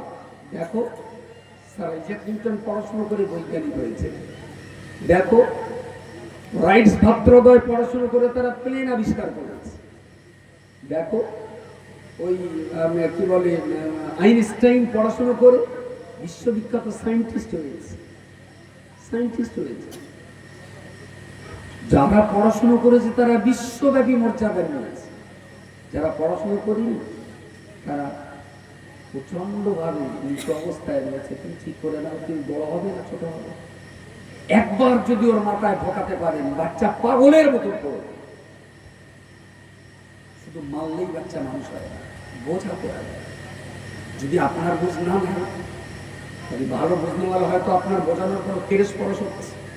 আমার ছেলে যে আমার বুঝ নেবে সেটা নাও হতে পারে। এতটা মানুষ আপনারা আমার কথা শুনছেন, আর আমি এখান থেকে বাড়ি যাবো, এখন তো 11টা বাজে, 1টা-1.5টা বাজবে বাড়ি যেতে। বাড়ি যেতে দরজায় ঘা দেবো, কোনো সাড়া নেই। আমি কি হলো, সালাম আলাইকুম, কোনো সাড়া নেই। আর একবার জোরে সালামদের দরজায় একটু জোরে ধাক্কা মারলাম, কি সাড়ের মতন ঘুমোচ্ছ নাকি? উঠিয়ে এইবারে গাল দেন ফেক উঠে যাচ্ছে, বাড়ি এসে 2 মিনিট সহ্য হচ্ছে না। এই সমাজে না পীর হওয়া খুব সহজ, কিন্তু বাড়ির বোর কাছে পীর হওয়া খালাস। বুঝতে পারেন? আপনাকে 2 ঘন্টা বসিয়ে রেখে দেবো আমেশাই, বউটারে যদি বলি এরকম এসে তো না আমার আসলে পুরো বসে না, তোমার আসলে 2 ঘন্টা 2 মিনিট যাবে, ফ্রাং করে উঠে যাবে। কি ব্যাপারে? ভাব ধরে নিয়ে গেছে, তুলো তো ভাব না হয় কি হবে। এটা আবার বসলে আমি শোনার তো আজ না, আবার শোনো আমি নবীর হাদিস বলছি, ফ্রাং করে উঠে যাবে। কি ব্যাপারে? পচি ওদিকে ভাতের হাঁড়িতে উঠে গেছে, তোমার সেমুস আছে। দেশের লোকের কাছে বিরক্ত ফলানো খুব সোজা, কিন্তু দেশের লোকের কাছে সোজা, কিন্তু দেশের জনগণের কাছে কতটা ভালো এর উপরে আপনার বিচার হবে না। আপনি আপনার স্ত্রীর কাছে কতটা ভালো। আমার ভালো আর খারাপের খুব ভালো রিপোর্ট দেবে আমার স্ত্রী আর আমার গাড়ির ড্রাইভার। বুঝতে পারেন? স্ত্রী আমার সঙ্গ পায় 6 থেকে 8 ঘন্টা, ড্রাইভার আমার সঙ্গ পায় বাকি 18 থেকে 20 ঘন্টা। সুতরাং আমি কি জিনিস এটা জনগণ জানবে না, যারা আমার সঙ্গে থাকে তারা জানবে। আর কার্ল মার্কসের রাষ্ট্রনীতি দেশের জন্য মেনেছে।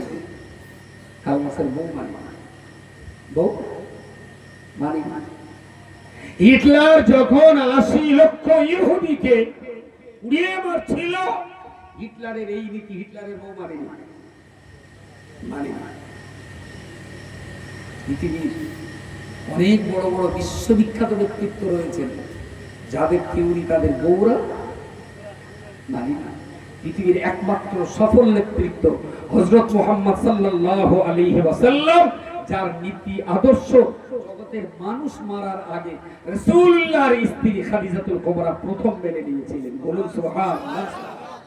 কারণ আমার ত্রুটিটা কোন জায়গায় আপনি জানেন না, আমার গিন্নি জানে। ঠিক বলি না আমি? আমার কথাটা ঠিক হয়নি? আমার মাইনাস পয়েন্ট কোন কোন জায়গায়, সেই জন্যে আপনি জানেন না, আমার গিন্নি জানে। আপনার পাগড়ি ফেলে দিলে আপনি ধরে আমার মুড়ি ধরে যাবেন, জানেন।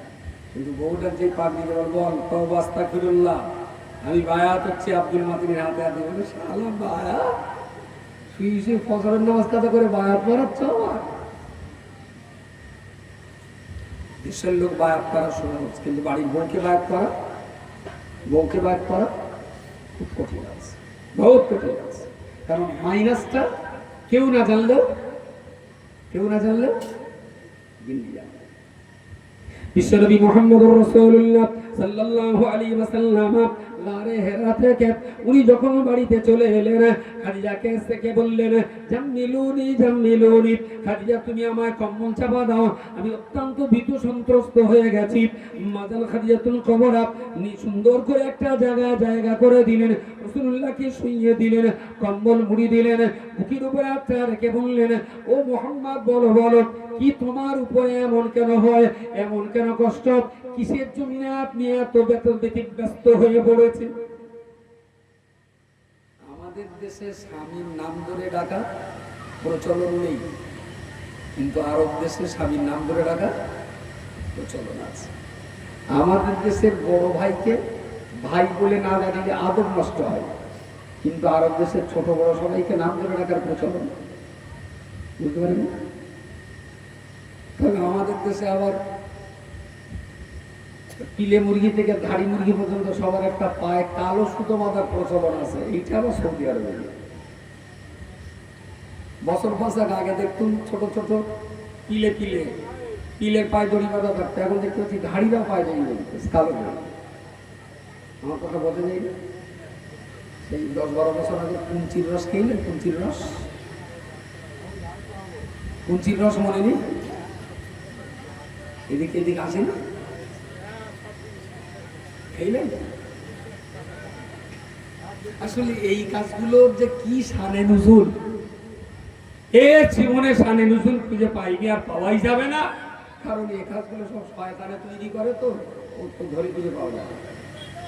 উঠেছে ভাই, চল বড় যায়, যা কখনো আছে তাই। এটা বলছিলাম, রাসূলুল্লাহ খাদিজা রাসূলুল্লাহকে দেখে বললেন, কোনো টেনশন নেই, কি হয়েছে বলুন। বুকের উপরে একটা হাত, কপালের উপরে একটা হাত। রাসূল বললেন, জানো খাদিজা, আমি ওখানে বসে বসে সাধনা করতাম, আজকে একজন এসে আমার 2 হাত ধরে বুক দিয়ে খুব জোর চেপে দিয়েছেন 3-4 বার, আর বলেছেন, ইকরা বিসমি রাব্বিকাল্লাযী খালাক। তাতে অসুবিধা কি হয়েছে? আমার বুকে খুব যন্ত্রণা হচ্ছে, এত জোর চেপেছে আমার বুকে যন্ত্রণা হচ্ছে। আচ্ছা ঠিক আছে, আপনি শান্ত হন।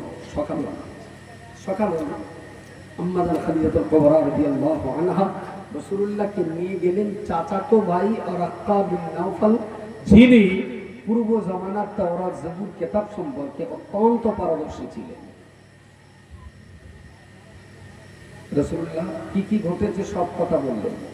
ওয়ারাক্কা বিন নাওফাল শুনে বুঝে বললেন যে, মুহাম্মাদের বর্ণনা অনুযায়ী মনে হচ্ছে পূর্বকালে আসমানের যে দূত ঈসা, মুসা, ইব্রাহিম এই সমস্ত নবীদের কাছে যে লোক আসতেন সম্ভবত তিনি তোমার স্বামী মুহাম্মাদের কাছে এসেছিলেন। বলুন সকলে সুবহানাল্লাহ সুবহানাল্লাহ। খাদিজাতুল কুবরা রাদিয়াল্লাহু আনহা শান্ত হলেন, শান্ত হলেন। বেশ কিছুকাল কেটে গেল। আম্মা জান খাদিজার ঘরে রাসূলুল্লাহ আছেন। হঠাৎ করে রাসূলুল্লাহ ভয়ে ঠকঠক করে কাঁপতে কাঁপতে খাদিজাকে জড়িয়ে ধরেছে। খাদিজা বললেন, কি হয়েছে আপনার? সেই যিনি পাহাড়ে আমাকে বুকে বুক দিয়ে চাপ দিয়ে ছেড়ে দিয়েছিলেন তিনি আজকে আবার আমার ঘরে এসেছেন। আমার না খুব ভয় লাগছে খাদিজা, আজকেও যদি আমাকে বুকে চাপ দেয়। ও আপনি তাকে ঘরে দেখতে পাচ্ছেন? বলছে এই যে দাঁড়িয়ে আছে। খাদিজা দেখছেন, রাসূল বলছেন এই যে দাঁড়িয়ে আছে। খাদিজা দেখতে পাচ্ছেন। আম্মা জান খাদিজাতুল কুবরা রাদিয়াল্লাহু তাআলা আনহা অত্যন্ত বুদ্ধিমতী রমণী ছিলেন। জাহেলিয়াত যুগেও আম্মা জান খাদিজা সম্পর্কে কেউ কোনো রকমের কলঙ্ক লেপন করতে পারেনি। জাহেলিয়াত যুগে মা খাদিজা মদ কখনো স্পর্শ করতে করেনি। জাহেলিয়াত যুগেও মা খাদিজার চরিত্র নিয়ে কেউ কখনো আঙুল তুলতে পারেনি। যে জাহেলিয়াতের যুগে প্রায় সমস্ত মানুষ মদ পান করত, চুরি ডাকাতি খুনরা জানি মারামারি আর কাটাকাটি নিয়ে ব্যস্ত থাকত, সেই জাহেলিয়াত যুগের মাঝখানেও ওই সমস্ত মানুষেরা আম্মা জান খাদিজাতুল কুবরাকে তাহেরা বলে সম্বোধন করতেন। আসলে খাদিজা জাহিলিয়াত যুগেও যেমন পবিত্রা ছিলেন, ইসলাম গ্রহণ করার আগেও পরে খাদিজা সমান পবিত্র ছিলেন। কোন রকমের গোনা খাদিজাকে স্পর্শ করতে পারেনি।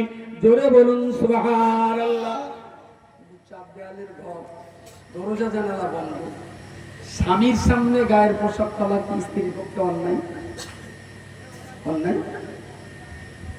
আমার কথা কি বুঝতে অসুবিধা হচ্ছে? ঘরে তো শুধু দুইজন, একজন স্বামী একজন স্ত্রী। তো স্বামীর সামনে যদি স্ত্রীর পোশাক করলো তাতে কোনো পর্দার খেলা? পর্দার খেলা? আপনারা যারা আমরা বেরোয়েছেন তাহলে তো কচি হওয়ার কথা নেই, একটা মরুভূমি হয়ে যাওয়ার কথা। কত সুবিচার নিয়ে আমি ওয়াজ করতেছি আজকে এখানে। সব মনে হচ্ছে খাজা মঈনুদ্দিন চিশতি। যাও না জীবন ওরমান লেখা দাও না করি। যাক, উত্তর দিতে হবে। খাদিজাতুল কুবরা নিজের দেহের উপরের পোশাকগুলো আস্তে আস্তে আস্তে আস্তে নামিয়ে দিলেন। দেহের উপরের পোশাকগুলো আস্তে আস্তে নামিয়ে দিলেন। যেই পোশাকগুলো নামিয়ে দিয়েছেন রাসূলুল্লাহ বলছেন, ও খাদিজা, খাদিজা যিনি এসেছিলেন তিনি না ঘরের বাইরে চলে গেছেন, তিনি আর ঘরে নেই। খাদিজা একটু পরেই নিজের ওড়না দিয়ে আবার দেহটা সুন্দর করে ঢেকে নিয়েছেন। রাসূলুল্লাহ আবার ভয় দিতে বলছে, খাদিজা, খাদিজা তিনি না আবার ঘরে ঢুকেছেন। আম্মা জান খাদিজাতুল কুবরা রাদিয়াল্লাহু আনহা বিশ্বনবীর কপালের বুকে হাত দিয়ে বললেন, ইয়া রাসূলুল্লাহ, ইয়া হাবিবাল্লাহ, আপনি কখনোই ঘাবড়ে যাবেন না, আপনি ভয় পাবেন না। আমি আমার চেহারা আপনি হয়তো খেয়াল করেননি। আপনি যখন ভয়ে ঠকঠক করে কাঁপছিলেন, আমাদের উপরের অংশ ফেলে দিয়েছিলাম। আমি যেই নাদের উপর অংশ ফেলে দিই আমি একটু নগ্ন হয়ে গেলাম, সেই আপনি হাসি খুশি মনে বললেন উনি যিনি এসেছিলেন উনি ঘরের বাইরে চলে গেছেন। আবার যেই আমি আমার দেহটা ডেকে নিলাম, আবার আপনি ভয়ে প্রকম্পিত, তিনি আবার ঘরের ভিতরে এসেছেন। ইয়া রাসূলুল্লাহ, ইয়া হাবিবাল্লাহ, আমি পরীক্ষা করে নিয়েছি, নিশ্চিত তিনি আপনার কাছে এসেছেন, উনি নিশ্চিত ভালো, উনি নিশ্চিত আদর্শবান। তাহলে আমার নগ্ন চেহারা দেখে উনি কখনোই ঘরের বাইরে যেতেন না। আমি দেহ যখন লগ্ন করছি উনি তখন বাইরে বেরিয়ে যাচ্ছেন। আমি যেই না দেহ ডেকে ফেলছি উনি তখন ঘরের ভিতরে আসছেন। আসলে উনি যদি লম্পট হতেন, উনি যদি লম্পট প্রকৃতির কেউ হতেন, তাহলে আমার নগ্ন চেহারা দেখতে ভালোবাসতেন। আমার চেহারা নগ্ন হলে উনি বাইরে বেরিয়ে যাচ্ছেন, নিশ্চিত তিনি কখনো লম্পট নয়। আর উনি আপনার কাছে আসছেন মানে আপনার কোনোদিনের জন্য কোনো ক্ষতি হবে না, হবে না, হবে না। ইয়া রাসূলুল্লাহ, আপনি কোনোদিনের জন্য ভয় পাবেন না। উনি আপনার কাছে যত বেশি আসবেন আপনার জীবন সমাজ জীবনে তত বেশি উন্নতি লাভ করতে থাকবে। ওই জাহিলিয়াত যুগের খাদিজার পরীক্ষাটা কি খুব হালকা করে ভাবছেন? কত গভীর জ্ঞানের জ্ঞানী না হলে খাদিজা এক মুহূর্তে পরীক্ষা করে নিলেন যে যিনি আসছেন আমি দেখতে পাচ্ছি না, মোহাম্মদ দেখছেন, কিন্তু উনি যে নিশ্চিত ভালো তা পরীক্ষা হয়ে গেল। তুমি যেটা বলেছো এটা ঠিকই, কিন্তু আমার ভয় লাগছে আবার যদি জড়িয়ে ধরে, আবার যদি জড়িয়ে ধরে ভয় হয়। আল্লাহ পাকের ফেরেশতা জিবরিল বিশ্ব নবীকে সালাম দিয়ে বললেন, আসসালাতু ওয়াসসালামু আলাইকা ইয়া রাসূলুল্লাহ। মহান আল্লাহ পাক রব্বুল আলামিন আপনার কাছে কোরআন পাঠিয়ে দিয়েছেন। ইয়া আইয়ুহাল মুদাথথির কুম ফাআনযির ওয়া রাব্বাকা ফাকাব্বির ওয়া সিয়াবাকা ফাতাহহির। ইয়া রাসূলুল্লাহ, ইয়া হাবিবাল্লাহ, কম্বল মুড়ি দিয়ে শুয়ে থাকার জন্য আমি জিবরিল আল্লাহর কোরআন আপনার কাছে নিয়ে আসিনি। আল্লাহ পাক আপনাকে উঠে দাঁড়াতে বলেছেন, ঝেড়ে ঝুড়ে আপনাকে দাঁড়াতে বলেছেন, আপনাকে প্রস্তুতি নিতে বলেছেন, আপনাকে প্রস্তুতি নিতে হবে। এই অসভ্য দুর্দর্শ সমাজের মাঝখানে আল্লাহ পাকের কোরআনের বাণী ছড়িয়ে দিতে হবে। না না, কম্বল মুড়ি দিয়ে অলসতা করে শুয়ে থেকে আপনি সমাজে আপনার জীবন কাটিয়ে দেবেন। এই জন্য আল্লাহ আপনাকে নবুয়ত দেননি। কম্বল ছেড়ে আপনাকে দাঁড়াতে হবে, আপনাকে প্রস্তুতি নিতে হবে। সমাজের চুরি ডাকাতি কুণ্ডা জানি জেনাবে বিচার দূর করে দিয়ে অসভ্য দুর্দর্শ মানুষগুলোকে মনুষ্যত্বের মূল স্রোতে ফিরিয়ে আনার জন্য আপনাকে প্রস্তুতি নিয়ে ঝাঁপিয়ে পড়তে হবে। জোরে সোরে বলুন সুবহানাল্লাহ। রাসূলুল্লাহ সাহস পেলেন, রাসূলুল্লাহ সাহসী হলেন। ফেরেশতা জিবরিল কোরআন শোনালেন, রাসূলুল্লাহর উপরে নাযিল হলো বানবির আশিরাতাল আকরাবিন। হে নবী, আপনার আত্মীয় স্বজন, কুটুম্ব, কাছের লোক, শালা সম্বন্ধী, মামু খালা, একদম কাছের যারা, আপনি তাদেরকে ইসলামের দাওয়াত দিন। এই আয়াতটা নাযিল হওয়ার পর এতদিন যা হচ্ছিল, এবারে লোকের বলতে হবে যে আল্লাহ এক আর আমি সে আল্লাহর নবী। এইটা লোককে বলতে হবে। তা কাদের বলবো? না নিজের লোকের বলবো, কাছের লোকের বলবো, একদম কাছের লোক।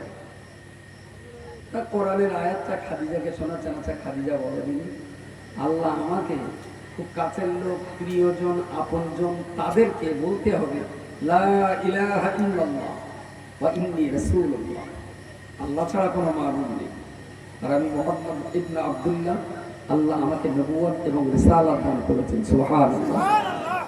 খাদিজা বলেন, কারে বলবো আর কে নেবে? এরা সাপের দেবতা বলে, এরা চালা পিঁপড়ের দেবতা বলে, এরা চাঁদ সূর্যের দেবতা বলে, এরা সমুদ্রের হাঙর কুমিরকে দেবতা বলে, এরা জঙ্গলের বাঘ সিংহ যারা মানুষ ধরে খায় তাদের দেবতা বলে, এরা কাঁকড়া বিচে কচ্ছপ হিংস্র জন্তু জানোয়ার তাদের দেবতা বলে। খাদিজা এরা তো কোটি কোটি দেবতায় বিশ্বাসী। আল্লাহ বলতে বলেছেন একজন সৃষ্টিকর্তা। বলো দিন আমি এই কথা কারে বলবো আর কেডা নেবে? আম্মা জান খাদিজাতুল কুবরা রাদিয়াল্লাহু আনহা বিশ্বনবীর সামনে গলায় দিয়ে বললেন, ইয়া রাসূলুল্লাহ, ইয়া হাবিবাল্লাহ, আমি আপনার সঙ্গে কিছু কম বেশি আজকে 15টা বছর বিবাহ সূত্রে আবদ্ধ। আর বিবাহের আগে আপনি আমার ব্যবসার ম্যানেজমেন্টের দায়িত্ব ছিলেন। কিছু কম বেশি আজকে 22-23 বছর আপনার সঙ্গে আমার জীবন কাটছে। তার ভিতরে 15 বছর অতি আপন অঙ্গাঙ্গিভাবে আপনার সঙ্গে আমার চেনা জানা। ও আব্দুল্লাহর বেটা মোহাম্মদ, আমি খাদিজা খুব কাছ থেকে দেখেছি। আজ 22-23 বছরের ভিতরে আপনার ঠোঁট আর আপনার জবান কখনো মিথ্যা কথা বলেনি। আপনার আচার ব্যবহারে আমি জীবনে কোনো সততা পাইনি। আপনার আচার ব্যবহারে জীবনে কোনোদিন চিটিংবাজি আর জোচ্চুরি পাইনি। আপনার জবানে কখনো মিথ্যা পাইনি। 3 বছর ধরে আপনার সঙ্গে ওঠা বসা করে আপনার কাছ থেকে একটা কথাও যখন মিথ্যা পাইনি। আজকে আল্লাহ পাক রব্বুল আলামিন আপনাকে বলছেন এই আমন্ত্রণ জানাতে হবে নিজের মানুষের কাছে। আপনি বলেছেন এটাই যথেষ্ট। ইয়া রাসূলুল্লাহ, ইয়া হাবিবাল্লাহ, গোটা জগৎ আপনাকে যতটা চিনেছে আমি খাদিজা তার চাইতে আপনাকে ভালো চিনি। সুতরাং জগতের কোন ব্যক্তি কেউ যদি আপনাকে রাসূল বলে বিশ্বাস না করে, আমি খাদিজা যতদিন আল্লাহ আমায় বাঁচিয়ে রাখবেন আমি একাই সর্বপ্রথমে আপনাকে আল্লাহ রসুল বলে বিশ্বাস করে দিলাম। আজকে বাড়ি যে একটু চাষি বলে দেখেন উপকার মা আমার কাছে একটা কোরআনের আয়াত নাযিল হয়েছে, ও ঝাঁটা করবে কোন ঝাঁটাতে আপনার ঝেঁটে সারাদিন খই নিগলে রাত 10টায় কোরআনের আয়াত মারাচ্ছে কেন? তুমি কি জিনিস আমি জানি না? আমার বের পরে আমার আব্বার বুকি বাদে তুমি 50,000 টাকা নিলে তুমি নদী মারাচ্ছ আমার কাছে? একবার বলে দেখেন কিরকম দুয়ারে ক্যালারি হয়, একবার দুয়ারে রেশন না দুয়ারে দুয়ারে ক্যালারি হয়। রাসূলুল্লাহ খাদিজাকে কলমা পড়তে বলেছিলেন, আল্লাহর নির্দেশ হয়েছে কাকে বলবো আর কে নেবে। খাদিজা বললেন ঘাবড়াচ্ছেন কেন? আপনাকে পৃথিবী যত না চেনে আমি খাদিজা তার চাইতে অনেক ভালো চিনি। গোটা জগৎ যদি আপনার কলমা কেউ বিশ্বাস না করে আমি খাদিজা জ্বলন্ত আগুনে দাঁড়িয়ে চিরকাল বলে যাব মুহাম্মদ আল্লাহর রাসূল। এখানে গোটা বিশ্বের সঙ্গে রাসূলুল্লাহ তুলনা হয় না। পৃথিবীর যত মোড়ল মাতব্বর ওরা মাতব্বরই করেছে, বাড়ির বউকে মানাতে পারে না। বাড়ির বউকে মানাতে পারি। অনেক সিপিএম এর প্রধান ছিল, বউ ভোট দেয়নি। অনেক টিএমসির এমএলএ আছে, ওর বউরে ভোট দেয়নি। কিন্তু রাসূলুল্লাহ এমন মহান চরিত্রের মানুষ ছিলেন, 23 বছরের জীবনে শস্য দানা পরিমাণ কোন ত্রুটি যদি ধরা পড়ত খাদিজা নিশ্চিত সবার আগে তাকে রাসূল বলে বিশ্বাস করতেন না। আমি এই জন্যই বলছি তাকে চিনুন।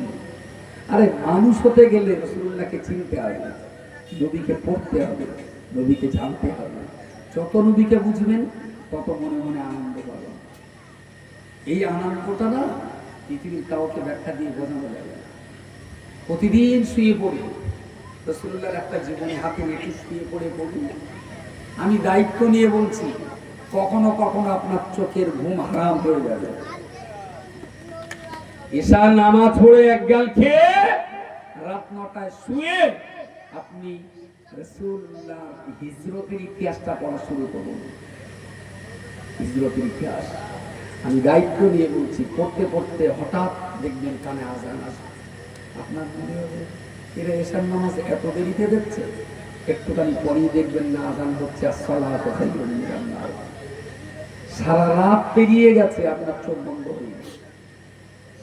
ইসলামটা খুব সহজে আপনার কাছ পর্যন্ত আসে।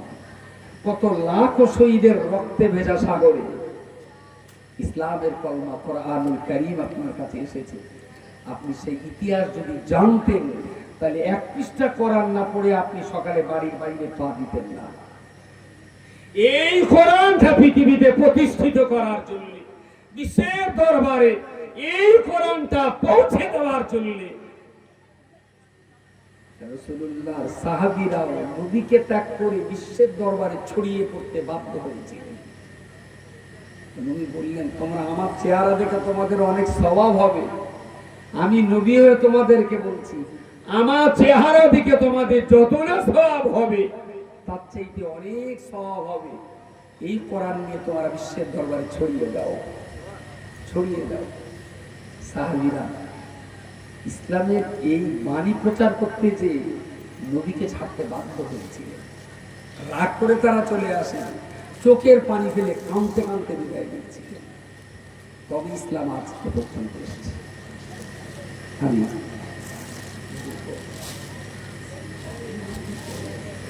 আমি বিদায় দিচ্ছি আপনাদের কাছ থেকে। শেষ কথা বলছি, যে কথাটা বলতে বলতে ভুলে গেলাম। মোটিভেশনাল স্পিকার রাসূলুল্লাহ বলেছেন, তাদারুসুল ইলম, তাদারুসুল ইলম সাআতাম মিনাল লাইল খায়রুম মিন ইহয়া